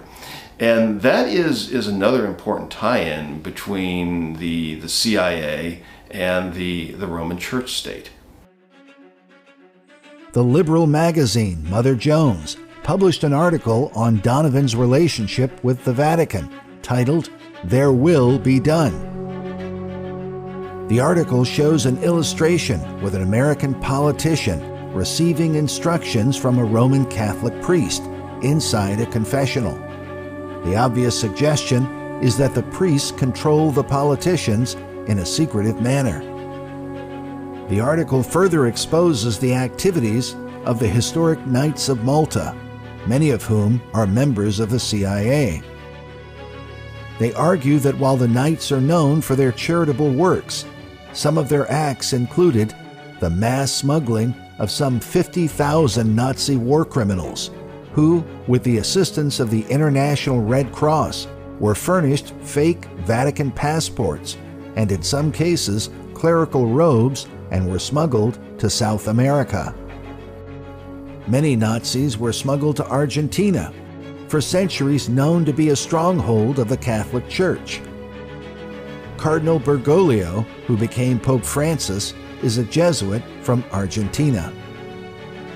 In the book, The Secret History of the Jesuits, written by French author Edmond Paris, the connection between the order and Hitler's National Socialist Workers' Party is explained in detail. In his book, Paris even goes so far as to declare that the Vatican was behind both world wars. He writes, "The public is practically unaware of the overwhelming responsibility carried by the Vatican and its Jesuits in the start of the two world wars, a situation which may be explained in part by the gigantic finances at the disposition of the Vatican and its Jesuits, giving them power in so many spheres."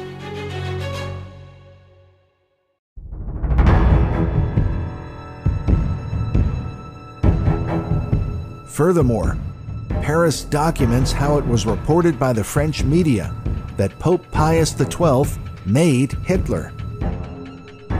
He came to power not so much through legal means, but because the Pope influenced the Centrum, the German Catholic Party. It was the German Catholic Party, known as the Center Party, that would give to Hitler his absolute power. Before he became Pope, Pius XII was known as Cardinal Pacelli. It was he who had worked for years to initiate the political agreement between the Vatican and Nazi Germany. He had famously signed the Vatican's Concordat in 1933 with Hitler and the Third Reich. Quoting the French media at the time, Edmond Paris writes that the Concordat brought to the National Socialist government, considered nearly everywhere to be made up of usurpers, if not brigands, the seal of an agreement with the oldest international power, the Vatican. In a way, it was the equivalent of a diploma of international honorability.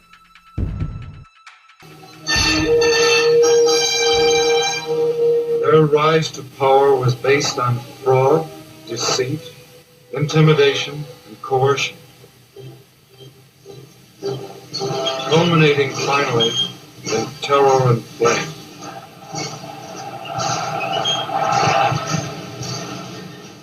Into that flame went the democratic constitution of the Weimar Republic and the freedom of the German people.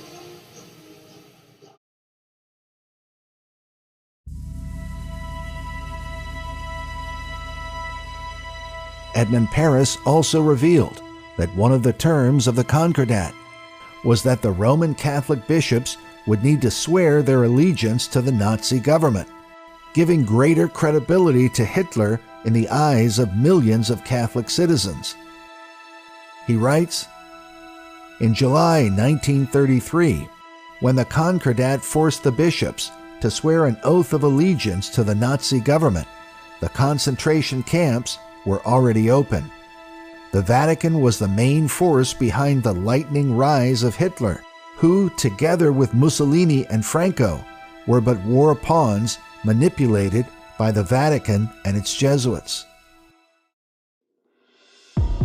In 1936, Cardinal Pacelli traveled to America, where he was given an honorary degree by the Jesuits' Fordham University, and then another honorary degree by the Jesuits at Georgetown. The order referred to Pacelli as the Apostle of Peace, Yet he was crowned Pope in March of 1939, and within 6 months, World War II began. In his book, The Vatican Against Europe, Edmund Paris would blame the Second World War on the political craftiness of Rome. Paris himself was a French historian, raised by Catholic parents and educated at the Sorbonne, the leading university in Paris. His writings about genocidal events during the war are even preserved by the United States Holocaust Memorial Museum in Washington, D.C. Who was Edmund Paris, and did Jack Chick know him personally? Edmund Paris was an unsaved researcher, but his wife was a Christian. And his wife had contact with Chick Publications and Jack. And his wife so believed in what her husband was doing and his researches about the Catholic Church and the Jesuit order, like the secret history of the Jesuits, that she deeded that stuff over. She said, please publish this, and gave permission to Jack to publish it. That's how we got it. Because this Christian wife of this man, and some say, and I cannot prove it because all the people I could ask are no longer here, that he converted just before he died. I sure hope he did, because he sure has made a great contribution in secret history of the Jesuits. But Edmund Paris confronted not only Rome's influence with Hitler, but also with Nazi allies in Croatia, known as the Ustashi, whose leader was a notorious war criminal named Ante Pavelic. Edmund Paris documented Ustashi crimes in his book, Genocide in Satellite Croatia. Pavelic is seen here, meeting with Adolf Hitler in 1941. The Ustashi were an alliance of Roman Catholics and Bosnian Muslims who saw the Orthodox Serbian Christians as their enemies. They are perhaps one of the most dreadful companies of genocidal killers in history, whose gruesome murders were said to shock even their Nazi allies. Yes, well, I have a book, a Time Life book entitled Partisans and Guerrillas. Shows that not just the Jewish people who were persecuted, and it contains really horrific information. It states the Nazis took over Yugoslavia and installed a quote, a vicious homegrown fascist named Ante Pavelic, a longtime advocate of Croatian independence and the founder of a pro-Catholic terrorist organization known as the Ustashi, or rebels. As Hitler's puppet, Pavelic set about eliminating what he called alien elements, Serbs, Jews, and Gypsies. The Serbs comprised approximately 30% of the state of Croatia's population, and nearly all were members of the Eastern Orthodox Church. Pavelic's formula for dealing with the Serbs was simple and brutal. 1/3 were to be expelled to Serbia, 1/3 converted to Catholicism, and 1/3 exterminated. The massacres went on and on. By the time the killing was finally brought to an end, the Ustashi had taken an incredible toll of Serbs, variously estimated at from 350,000 to 750,000.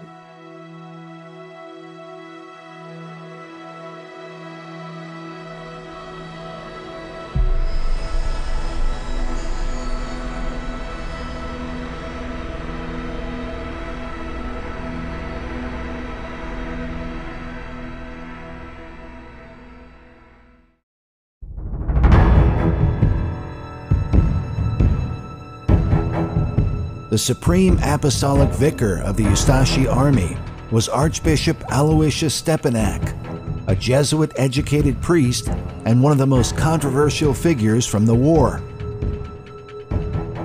Stepinac defined Serbs as renegades from the Catholic Church. He and the Vatican supported the Ustashi movement both during and after the war. He is seen here meeting with Ante Pavelic, whose government was the Croatian parallel to that of Nazi Germany. We read that Pavelic's Ustasha started a reign of terror unprecedented in Balkan history, and in the 4 years killed over 500,000 people. The victims were primarily Serbs in Croatia, as well as Jews and Gypsies. Orthodox Church scholars maintain that Archbishop Stepanak welcomed the religious conversion law of 1941, which obliged the Orthodox Serbs to convert to Roman Catholicism. In fact, this photo, taken from the U.S. Holocaust Memorial Museum, shows a group of Serbian civilians who are being forced to convert to Catholicism by the Ustashi. To this day, Orthodox Church historians maintain that Catholic priests, monks, and nuns took the most active part in the genocide of the Orthodox Serbs. Franciscan monks carried out mass executions in the villages of Draculic and Sargovac, where about 2,000 Serbs were slaughtered. This photo shows Ustashi leader Ante Pavelic surrounded by Franciscan monks, who are said to have been some of the worst killers during the genocide. By far the most nefarious was a Franciscan friar named Miroslav Filipovic. He is seen here dressed in his monk's robe on one side, while in his Ustashi uniform on the other. He became the chief guard at the Jasenovac concentration camp and confessed to personally killing at least 100 prisoners. His crimes were done with such wickedness and cruelty that he was nicknamed Fra Satana, which means Brother Satan. For his crimes, Filipovic was executed by hanging after the war. In the book, Croatia under Ante Pavelic by Rob McCormick, the author details the general nature of the atrocities. He says, "The Ustashi reveled in the bloodlust, employing various acts of torture, such as skinning and burning victims alive. Sexual mutilation was widespread and was embraced by the especially wicked. Some Serbs were hacked to pieces with their noses, ears, and tongues cut off." There's really gruesome details. According to one Italian correspondent, Pavelic once put a wicker basket on his desk filled with 40 pounds of eyes gouged from the victim of the Ustashi. And I comment in my book, during the war, Pope Pius XII met with Pavelic and most assuredly knew what was going on in Yugoslavia. If anyone would have listened to the Pope, wouldn't have been this man who was trying to make his jurisdiction completely Catholic. Why then didn't the Pope tell him to stop the murders, the forced conversions, and other crimes? Was it not because what was going on was nothing new for the papacy and the church? And of course, when you say the church, you mean the Roman Catholic Church. The Roman Catholic, yes, that's correct, yeah. Jasenovac was the most notorious concentration camp in Croatia. In what is called by one author the blackest page of the Ustashi regime, because of the hundreds of thousands who were tortured, raped, and murdered there. 20th century author Avro Manhattan also documented the horrific crimes of Rome's Ustashi. In his book, The Vatican's Holocaust, which is called The Sensational Account of the Most Horrifying Religious Massacre of the 20th Century, he writes, "The Vatican was well informed of what was going on inside Ustashi Croatia, not only because the Catholic hierarchy sent the Pope regular reports, but because the Pope had his own personal representative there. The personal representative of Pope Pius XII was Monsignor Giuseppe Marcone, shown here with Ante Pavelic, and also here, seated next to Archbishop Stepanak. Today, the people of the Republic of Serbia maintain a memorial at Jasenovac, remembering more than 700,000 victims of what is often said to be the most cruel and savage chapter of the Second World War. While Hitler's Holocaust against the Jews has been given the greatest attention, authors like Avro Manhattan and Edmund Paris published their works as a warning to future generations. Especially when, as the war came to an end, the Vatican began to look for ways to help those who committed such terrible crimes escape accountability. The Roman Catholic system was very deeply involved, and the influence of the Jesuits is more easily seen in World War II. But in both wars, the Vatican backed Germany and certain other powers, the purpose being to take control of Europe and the world, as they had often tried to do in the past and had succeeded in doing in Europe, and wanting to do it again, but using the most powerful nation in Europe at the time, which was Germany. And when that failed in World War I, moving on to preparations for World War II. Hitler, as is played down today, but was a Roman Catholic from Austria, a very Jesuit part of the German nation.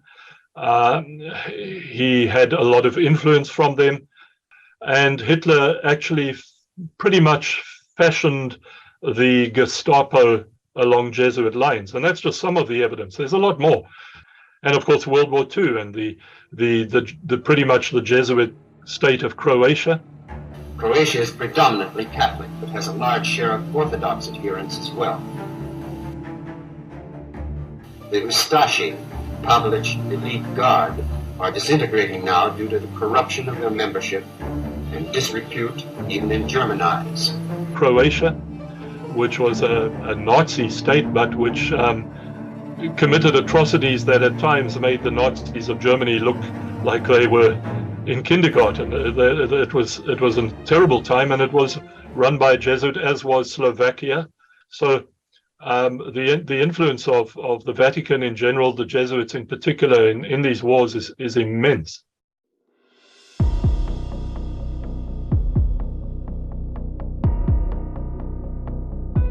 The Nazi invasion of France is one of the most dramatic events of World War II, and would have been a defining influence in the life of Edmund Paris as a French citizen. He would have been familiar with the legendary French resistance that fought valiantly against Nazi tyranny until their country was fully liberated. Many of the quotes from his books are taken from French publications written during or shortly after the war. His writings could even be seen as a continuation of the fight against Nazism by exposing the powers that were behind it. But he was not alone in his analysis of Rome's involvement. Famed author H.G. Wells accused the Pope of supporting Hitler and of only preaching peace once he wanted to help the Nazis escape accountability. Wells said of the Pope, "The pleas he is now making for peace and forgiveness are manifestly designed to assist the escape of these criminals, so that they may presently launch a fresh assault upon all that is decent in humanity."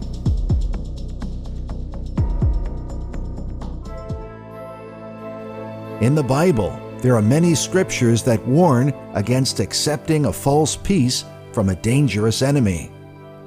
In the book of Ezekiel, God warned, "Therefore thus saith the Lord God, because ye have spoken vanity and seen lies, therefore behold, I am against you, because, even because, they have seduced my people, saying peace, and there was no peace."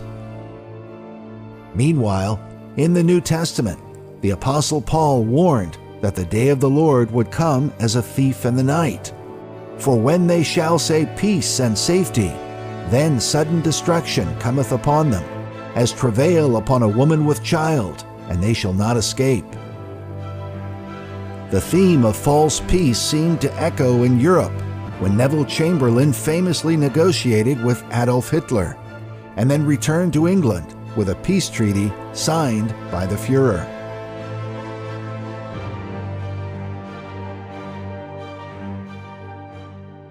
This morning, I had another talk with the German Chancellor, Herr Hitler. And here is the paper which bears his name upon it as well as mine.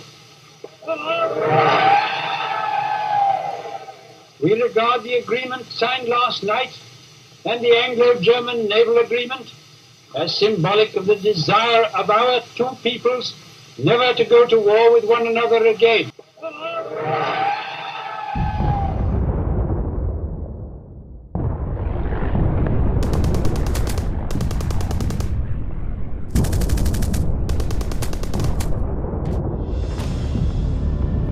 The agreement with Hitler would be shattered a short time later at the start of World War II, resulting in the removal of Chamberlain, who was replaced by Winston Churchill. Churchill's uncompromising determination helped to drive the Allied forces during the war. We shall defend our island, whatever the cost may be.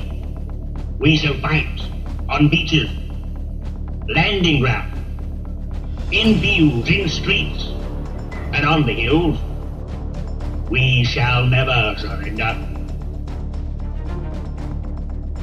While Churchill's views on God have been debated, it is clear that he saw Protestant England as the historic champion of freedom, fighting against the villain of Romanism. Meanwhile, the evidence of Rome's influence over Hitler and Nazi Germany appears to be undeniable. In the book Hitler Speaks by Hermann Rauschning, the author relates some of the dialogue of Hitler in private conversation. Rauschning claims that Hitler said, quote, "I learned above all from the Jesuits. So did Lenin, for that matter, if I remember rightly. There has been nothing more impressive in the world than the hierarchical organization of the Catholic Church. I have taken over many elements of it in the organization of my party. To have lasted almost 2,000 years under changing fortunes is an achievement." Rauschning's testimony is important because he was a former member of the Nazi Party who got out before the war began and left Germany. In his book, he warned that Hitler and his movement are the apocalyptic riders of world annihilation. There is also the testimony of Walter Schellenberg, one of the highest-ranking members of the Nazi intelligence network. He described the development of the SS under the leadership of Heinrich Himmler, who became its highest-ranking member. He said, "The SS organization had been constituted by Himmler according to the principles of the Jesuit order. Their regulations and the spiritual exercises prescribed by Ignatius of Loyola were the model Himmler tried to copy exactly. The Reichsführer SS, Himmler's title as Supreme Chief of the SS, was to be the equivalent of the Jesuits' general." Hitler himself even said, "I see in Himmler our Ignatius de Loyola." Furthermore, Franz von Papen, the man who oversaw the controversial Concordat between Hitler and the Vatican, declared that the Third Reich is the first world power which not only acknowledges but also puts into practice the high principles of the papacy.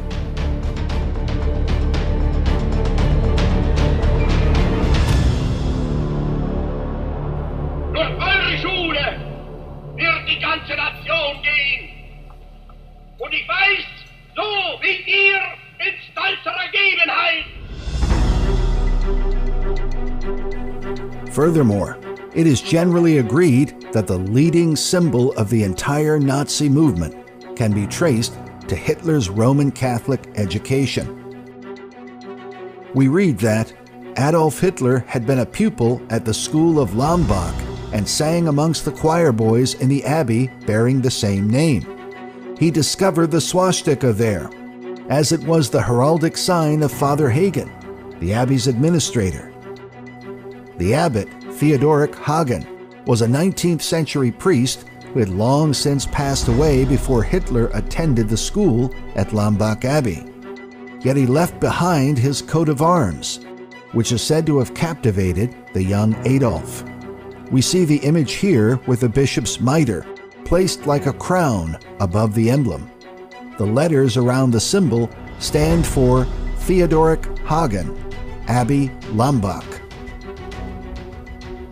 Some of the Nazi connections to Rome are still subjects for debate. According to Edmund Paris, Heinrich Himmler's uncle was said to be a Jesuit and also a leading member of the SS.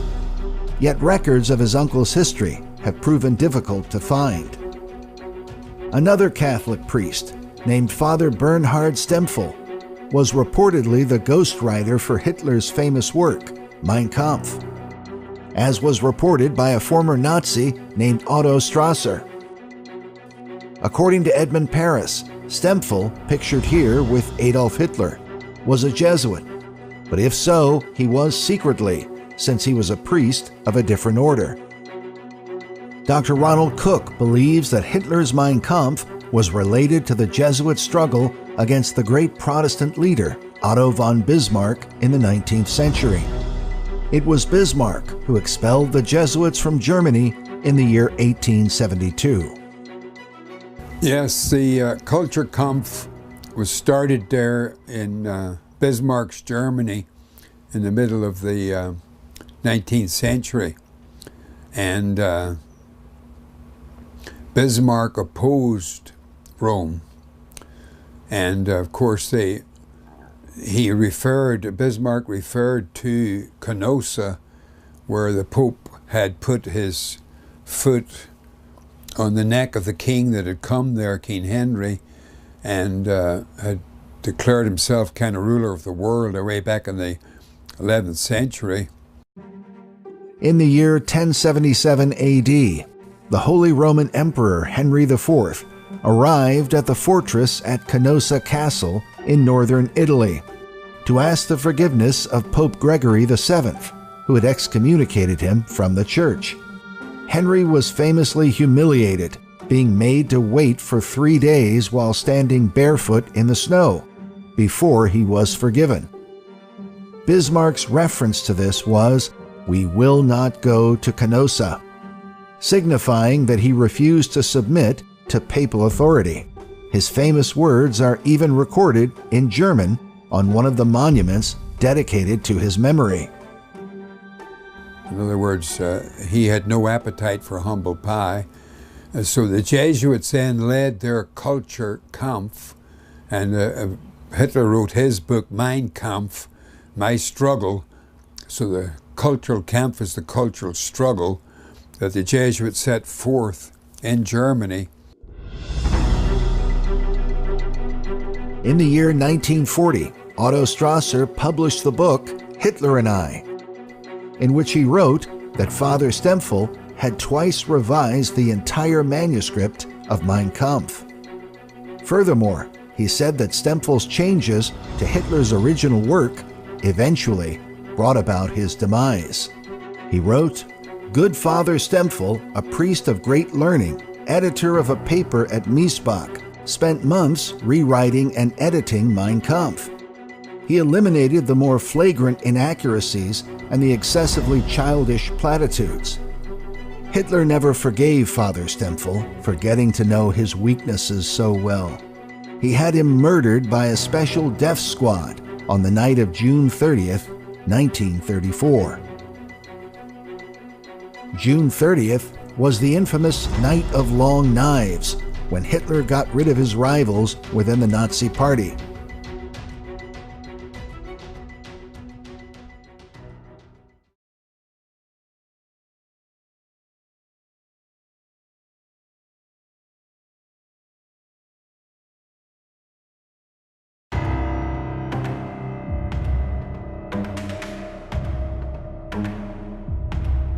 While there were many players in the drama of the Second World War, some researchers argue that the conflict was being driven behind the scenes by the superior general of the Jesuit order, a man known as Vladimir Ledachowski, who could be called Hitler's Black Pope. It was Ledachowski who assigned a Jesuit to Benito Mussolini in Italy, a priest named Taci Venturi, Mussolini's Jesuit. In cui Roma aveva Cesare, Virgilio ed Augusto.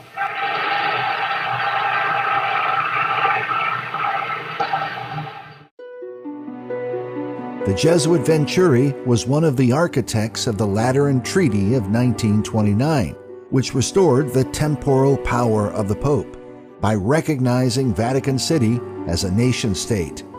It preceded the Vatican's concordat with Germany in 1933. Mussolini was called the first of the dictators, the founder of modern fascism, who greatly influenced Adolf Hitler. The Italian black shirts were the inspiration for Hitler's brown shirts later on, while Mussolini's title, Il Duce, which means the leader, was the model for Hitler's title as the Führer. It was Germany and Italy together that invaded Yugoslavia and established the Ustashi under Ante Pavlek, under the supervision of the Jesuit-trained Archbishop Stepanak. Meanwhile, it would appear that Hitler's Jesuit was the superior general himself. According to the book, The Secret Front, by German author Walter Hagen, it was Ledachowski who allied the Jesuit order with the German Secret Service. Edmund Paris says that as a result, many Catholic priests began to wear the black uniforms of the Nazi SS.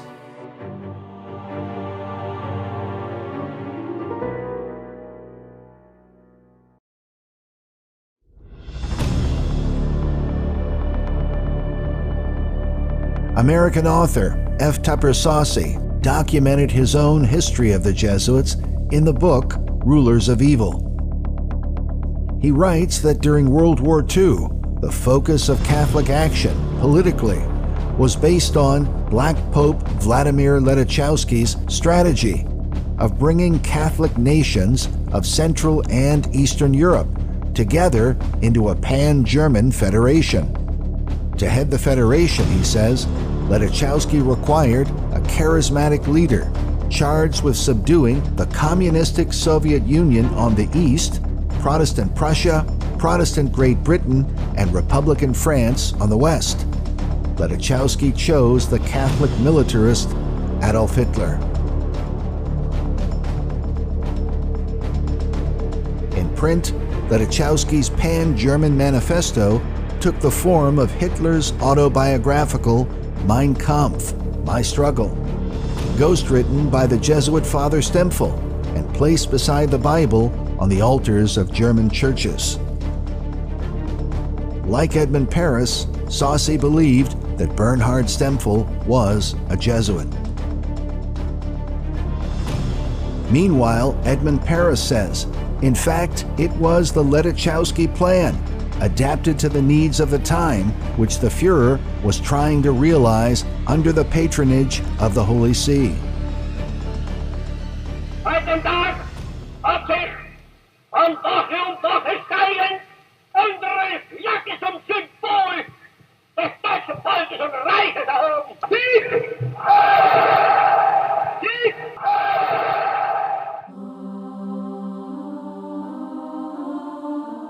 Rome's support of Hitler was also acknowledged by a variety of additional sources during the war era.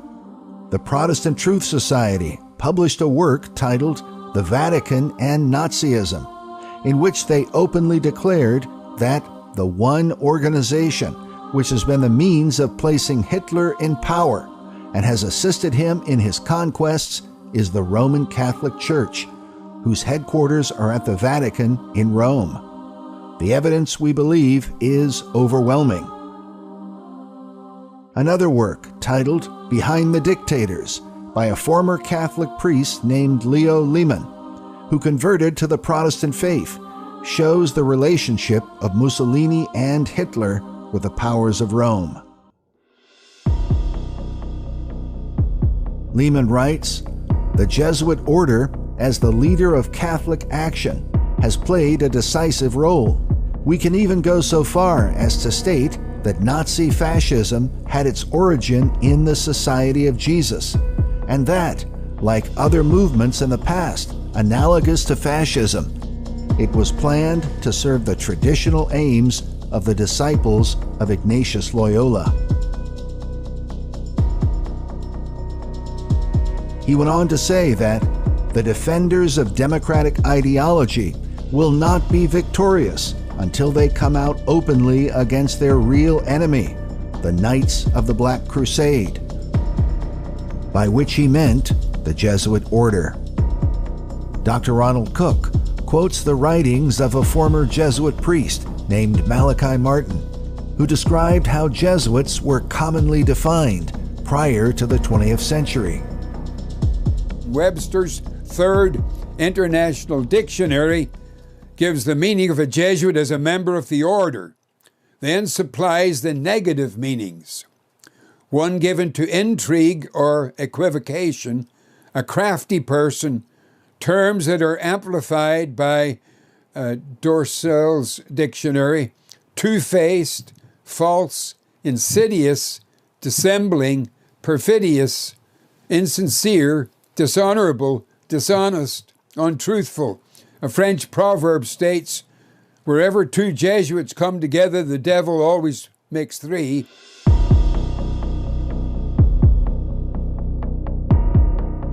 It was Rome who, in the Dark Age, established Jewish ghettos and forced the Jewish people to wear the yellow badge of shame.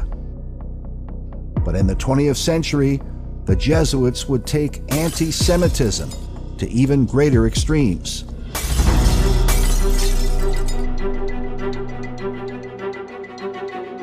It was the Black Pope, Ledachowski, and the Jesuit order that fomented the political hatred against the Jewish people and insisted that they be racially linked to communism.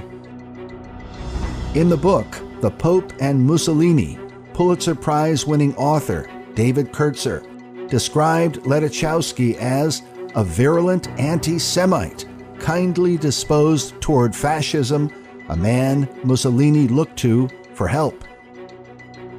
We read that the Jesuit magazine La Civiltà Cattolica had warned that Jews were the evil force behind a dangerous conspiracy.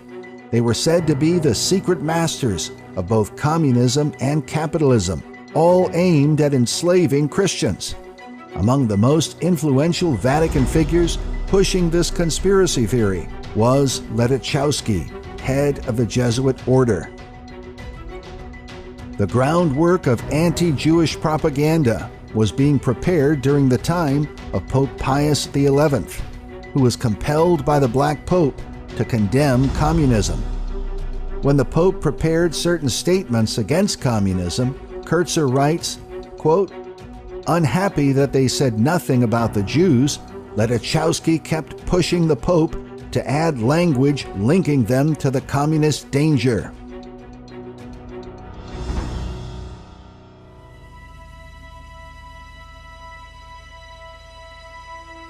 In their writings, the Jesuits had been pushing anti-Jewish propaganda since the 19th century. As this cover of La Civiltà Cattolica shows, from the year 1890, with the heading, "The Jewish Question in Europe." The publication mentions causes, effects, and then remedies, or solutions, which would appear to foreshadow Hitler's final solution program, which resulted in the Holocaust. The magazine presents arguments concerning the financial domination of the Jewish people, even referencing a book called The Desperate Struggle Between the Aryan People and Judaism. But in 1890, Adolf Hitler, who was born in 1889, was not more than a year old, showing that the ideas that drove the Nazi movement were developed by the Jesuit order nearly half a century before Hitler's rise to power.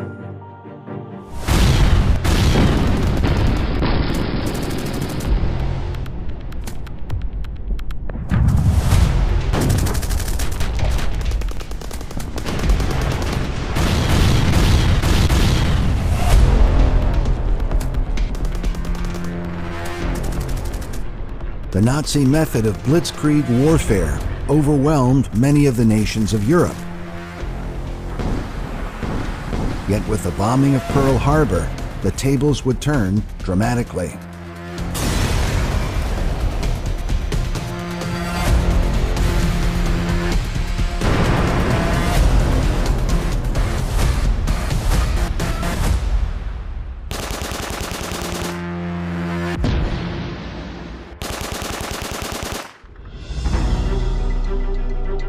December 7th, 1941, a date which will live in infamy. The United States of America was suddenly and deliberately attacked by naval and air forces of the Empire of Japan. The United States was at peace with that nation, and at the solicitation of Japan, was still in conversation with its government and its emperor, looking toward the maintenance of peace in the Pacific. Just as Hitler and Mussolini signed a peace treaty before betraying England, so the Japanese talked peace with America, up to the very hour of the Pearl Harbor attack. A day of infamy. Even as Japanese diplomats were conferring with Secretary of State Hull on peace measures, Japanese planes were swooping down on Pearl Harbor.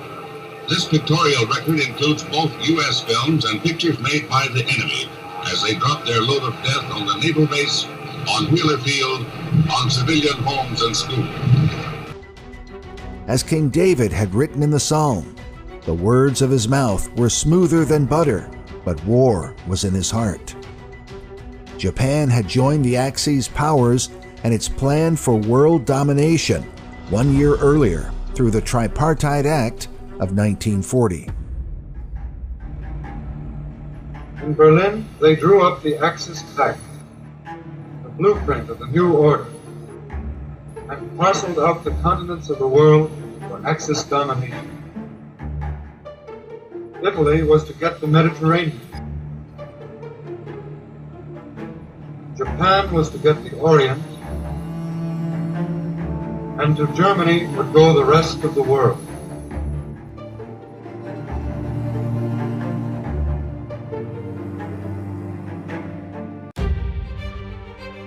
Despite their grand globalist plans, once America entered the war, it was simply a matter of time before Hitler and the Axis powers would be defeated. With confidence in our armed forces, with the unbounding determination of our people, we will gain the inevitable triumph, so help us God.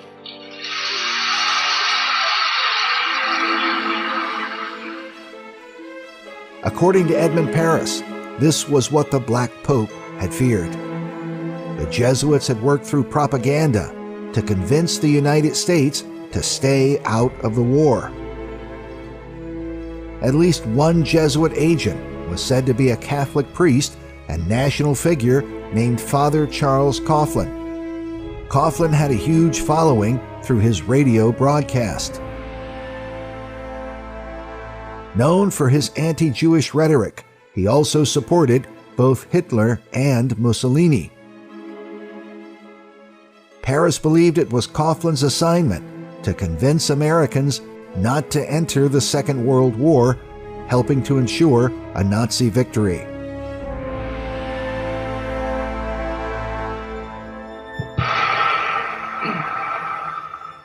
May I remind our President with all due respect that not one of these soldiers cast a ballot on that fateful Good Friday night in the spring of 1917 to force a peace-loving nation like ours to take up arms for the profiteers and the exploiters of mankind. In spite of Coughlin's efforts, America entered the war in defense of England and the cause of freedom. The Black Pope let Lechowski's dream would not be realized. Edmund Paris writes that Ledichowski already spoke haughtily about the general meeting the company would hold in Rome after England had capitulated. Despite the propaganda and confusion of recent months, it is now obvious that England is losing the war. But heaven had decided otherwise, Paris says. Great Britain braced herself against the enemy. The United States entered the war, and the Russian campaign was a disaster for the Nazis. For Ledichowski, it was the collapse of his great dream. The general's health did not stand up to such a disaster, and he died. In fact, Vladimir Ledichowski, the Black Pope, would die in December of 1942, just over a year after the United States declared war on Japan, Germany, and the Axis powers.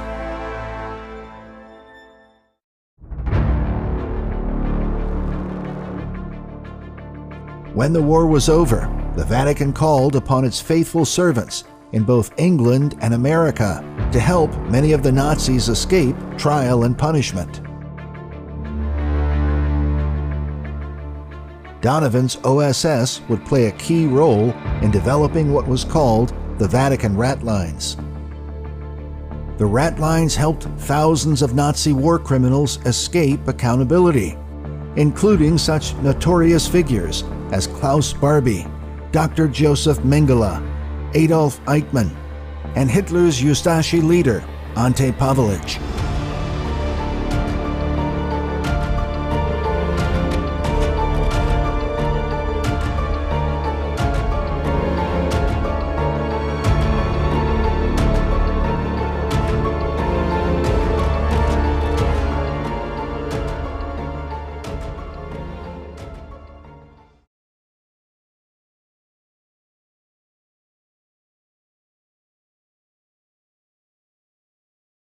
Well, you can't talk about the Jesuits operating in the world today without talking about the most famous Jesuit on the planet right now, which is Pope Francis.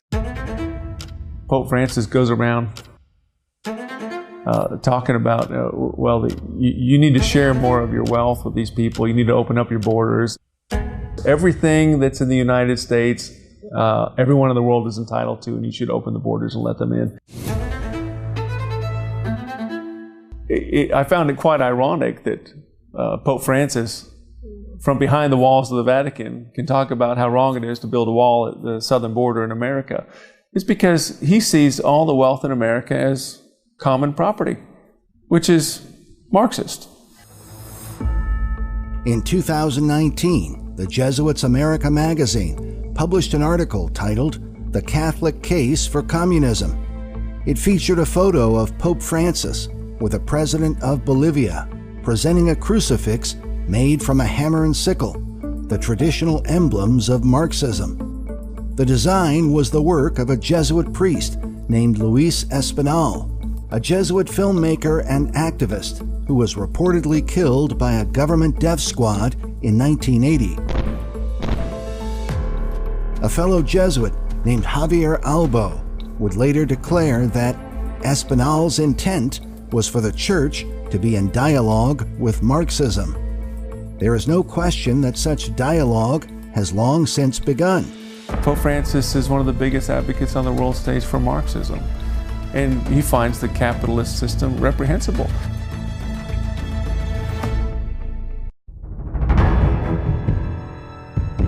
But where did this association begin? Many believe the Pope and Vatican have just recently embraced Marxist ideas. But one of the most notorious communists in history, Fidel Castro, was Jesuit trained and educated in 3 Jesuit institutions. Furthermore, the former Jesuit general, Pedro Arrupe, openly declared that the Jesuits were proud of Fidel Castro. As Argentine journalist and politician Norma Morandini writes, Fidel Castro never ceased being a Jesuit, instead adapting the religious and moral matrix of this Catholic order to Marxism-Leninism and causing endless confusion to the Soviets. This is the theory behind Fidel Castro, the Last Catholic King, a book published by the Italian historian Laurice Zanatta. Laurice Zanatta is a professor at the University of Bologna. His book on Castro is further described by an Italian website. We read of Castro that, like the Catholic kings, he fuses politics and religion, coming to conceive of a political religion, a community of faith, inclusive towards the faithful, ruthless with heretics. And his enemies are the same as those of Catholic Spain, Protestant civilization, and the Enlightenment, now renamed capitalism and liberalism. In other words, Zanatta seems to argue that capitalism is simply a Jesuit code word for Protestant forms of government. I think it comes down to a foundational principle, and that is that if you believe that truth ultimately rests in the mouth and the words and actions of a single man, as in Roman Catholicism, then you're going to be attracted to a government and economic system that is basically dictatorial. One person who just declares what the law is, declares what the truth is, and he's to be obeyed. And that's why you find that Roman Catholic countries, say Honduras and Venezuela, and they tend toward Marxist, socialist, dictatorial regimes. Whereas the Protestant foundational principle is that you have to have a document that specifies exactly what we're all going to do, what we all agree to, which is why Protestant countries tend to result in constitutional republics, because they say lex is rex, the law is king, and whereas dictatorial republics or monarchies would say the king is the law.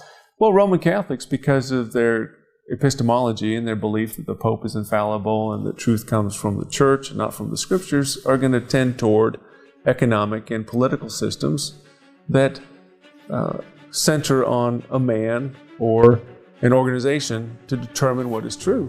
Whereas constitutional republics are going to, of course, rely on what's written down and agreed to. Constitutional republics can fail and monarchies can be nice.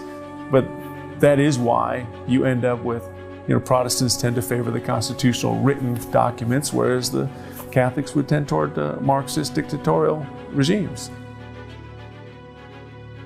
But to understand more fully the role of the Jesuits in the development of communism, we must go back to its point of origin in the 19th century.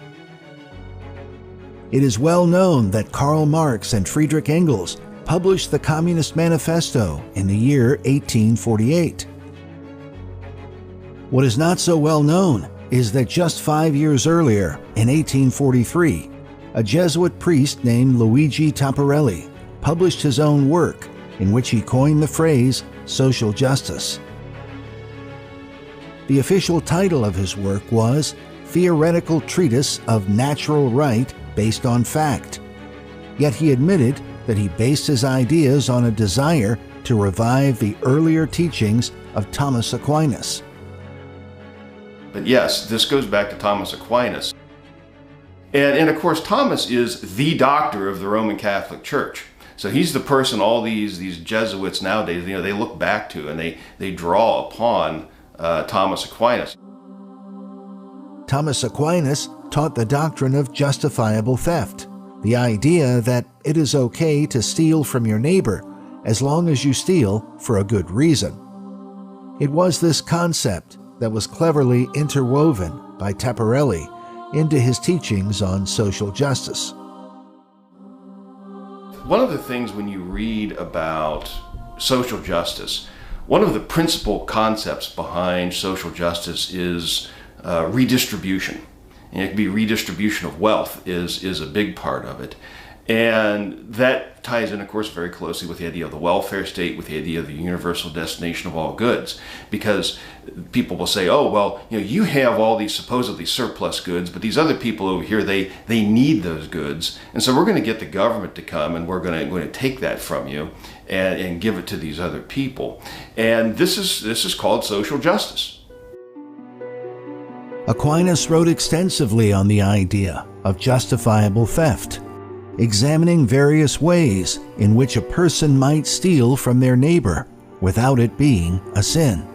He wrote, "It is not theft, properly speaking, to take secretly and use another's property in case of extreme need, because that which he takes for the support of his life becomes his own property by reason of that need. In case of a like need, a man may also take secretly another's property in order to succor his neighbor in need." Furthermore, Aquinas taught that unbelievers had no right to property at all. He said, "Now the things which unbelievers have are not theirs. For Augustine says, 'You falsely call things your own, for you do not possess them justly, and according to the laws of earthly kings, you are commanded to forfeit them. Therefore, it seems that one may lawfully rob unbelievers.'" It is important to remember that within the papal context, an unbeliever is anyone who does not submit to the Pope. Yet the unbelievers are not the only ones who can have their private property taken away. They have this idea in the Roman Catholic Church, and you can even find this in the Catechism of the Catholic Church. I mean, this is very official Roman Catholic doctrine. It's a concept called the universal destination of goods, or sometimes it's called the universal destination of all goods. And to give you just maybe a very short version of what that means, is Rome is willing to tolerate private property up to a point.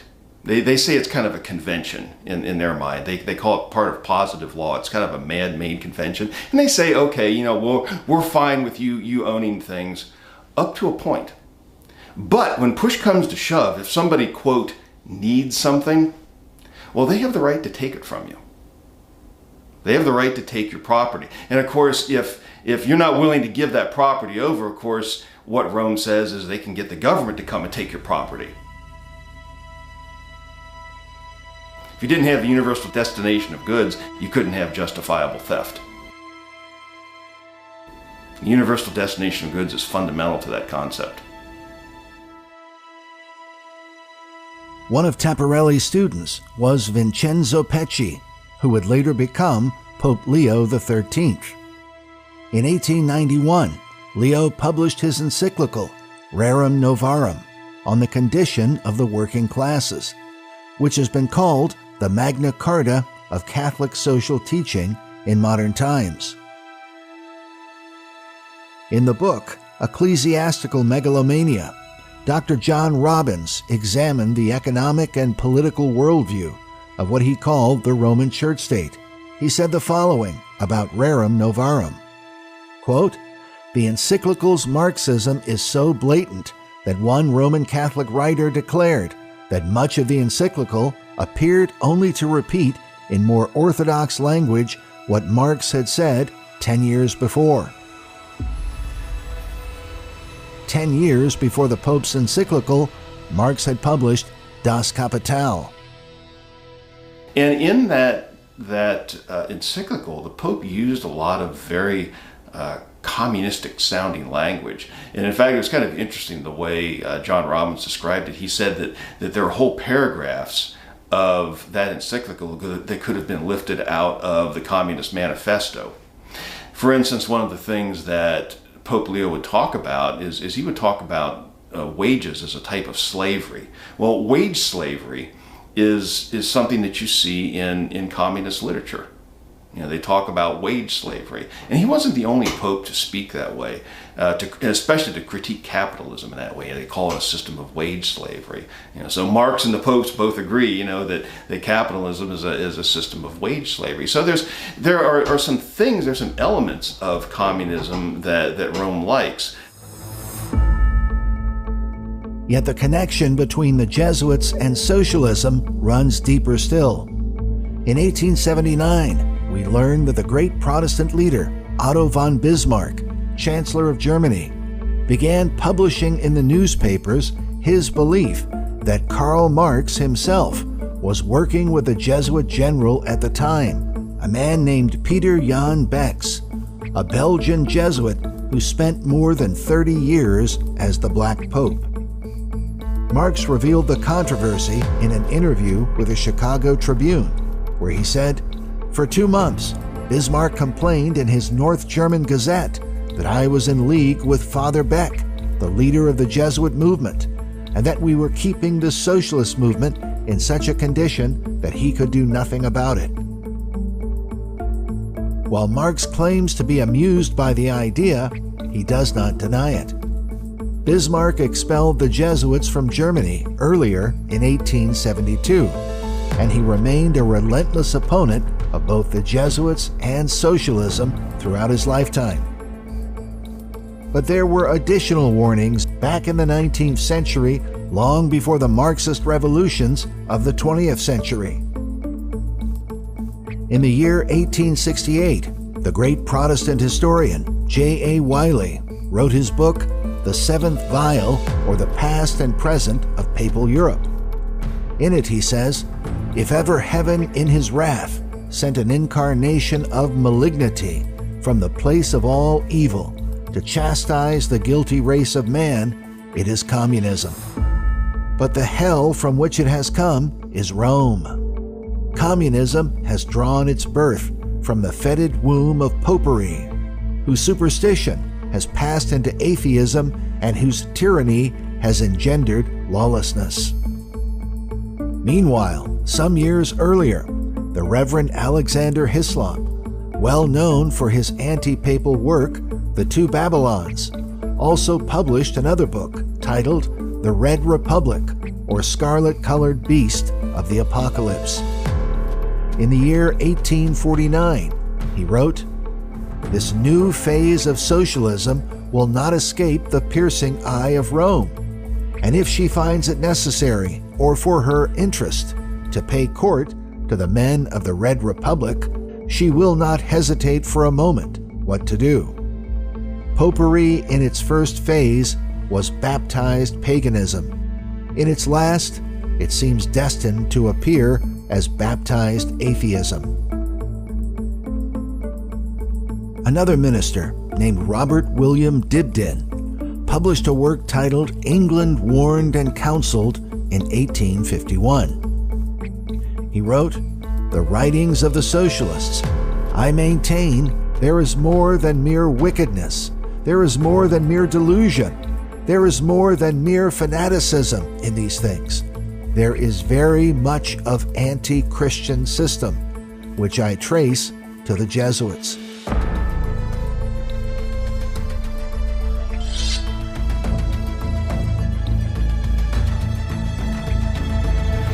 The whole mass of socialists are not Jesuits, of course, but it does not take more than 2 or 3 masterminds to govern all the rest.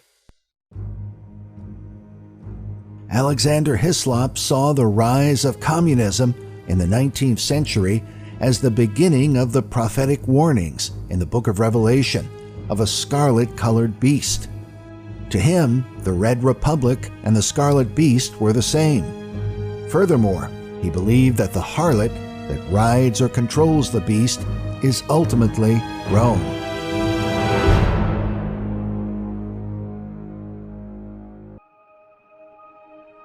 The red flag of the Marxist is said to date back to the French Revolution. But the doctrines that inspired that revolution are commonly traced to the University of Ingolstadt in Bavaria, which was a well-known haven of the Jesuit order. It was Jesuit priests at Ingolstadt that trained and educated Adam Weishaupt, the man most often blamed for instigating the French Revolution. Was it merely coincidence that the red flags of the French revolutionaries would be converted to the flags of socialism and communism in the next century? or that the red flag of the Marxists continues to be a symbol of rebellion against God and the rule of law even today.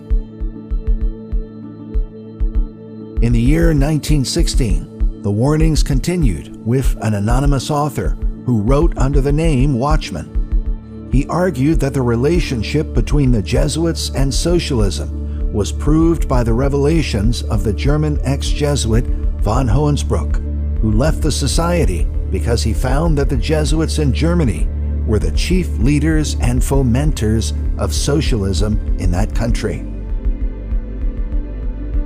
The man in question was a prominent Catholic from a noble German family, Count Paul von Hoensbroek, who joined the Jesuit order as a young man, and upon leaving the society, published his work titled 14 Years a Jesuit. His writings were also noted by former nun M.F. Cusack, who wrote that von Hoensbroek left the Jesuit Society in 1889 because he found that the Jesuits in Germany were engaged in promoting socialism. He has written several pamphlets on the subject, and it is said that in consequence of this, he lives in fear of his life and has to go into hiding. The author called Watchman continued saying, "Socialism as it exists today is in the main a Jesuit organization for fomenting the Great Revolution, which it is their object to bring about in every country."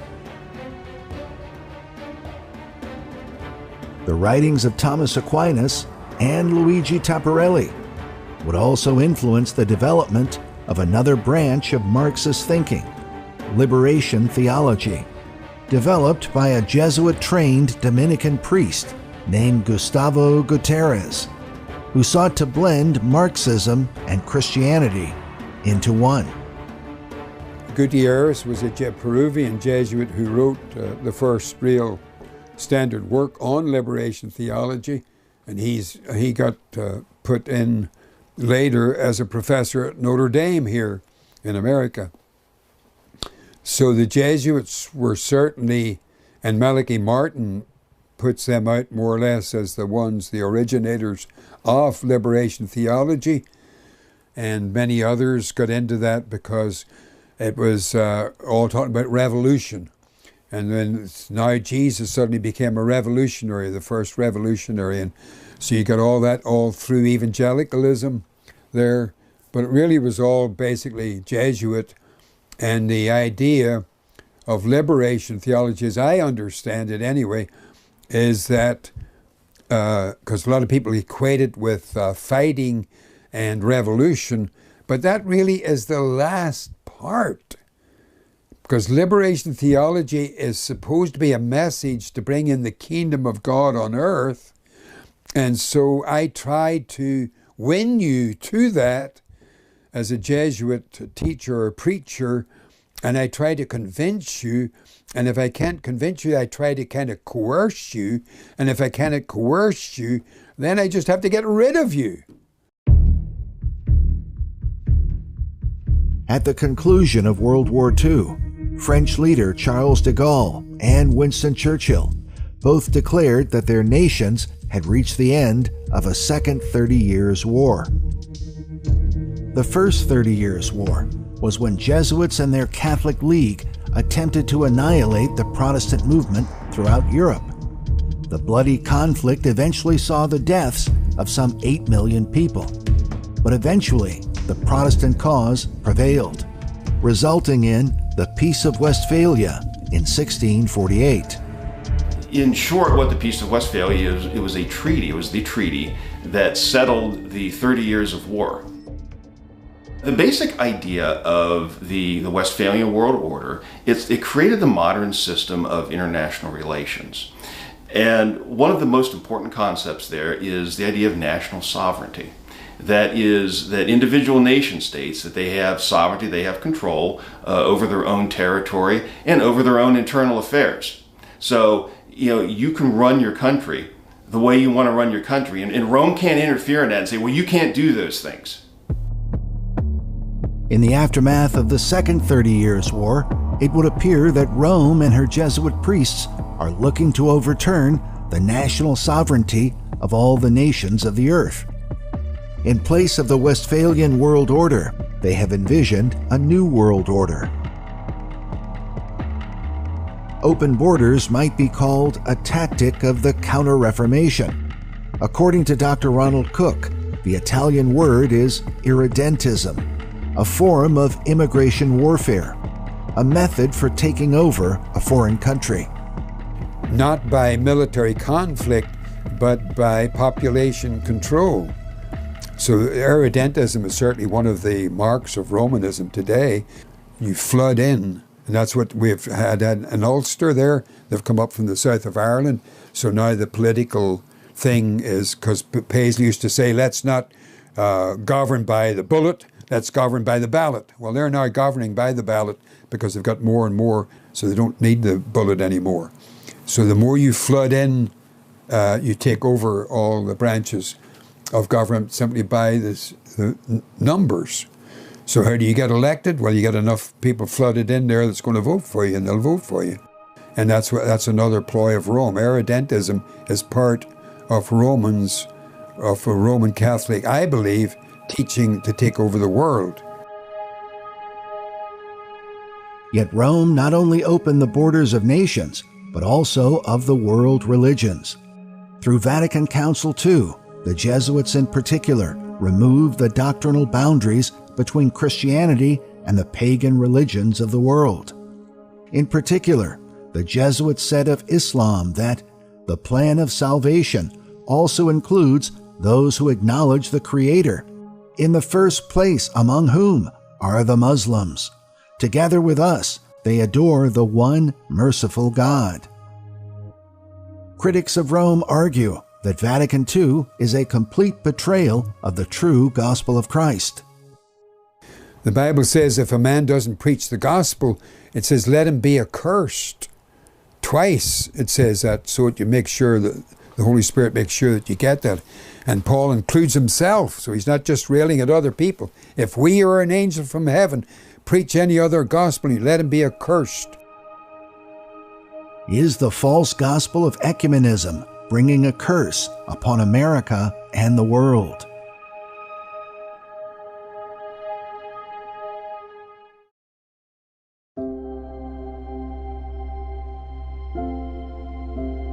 Jesus said, I am the way, the truth, and the life.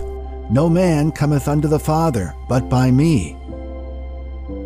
He said, and this is life eternal, that they might know thee, the only true God, and Jesus Christ, whom thou hast sent. The only answer is Christ and his gospel. That's the only answer to society's ailments and problems, to politics and education. The only answer is the Lord Jesus Christ and his gospel. That's the antidote.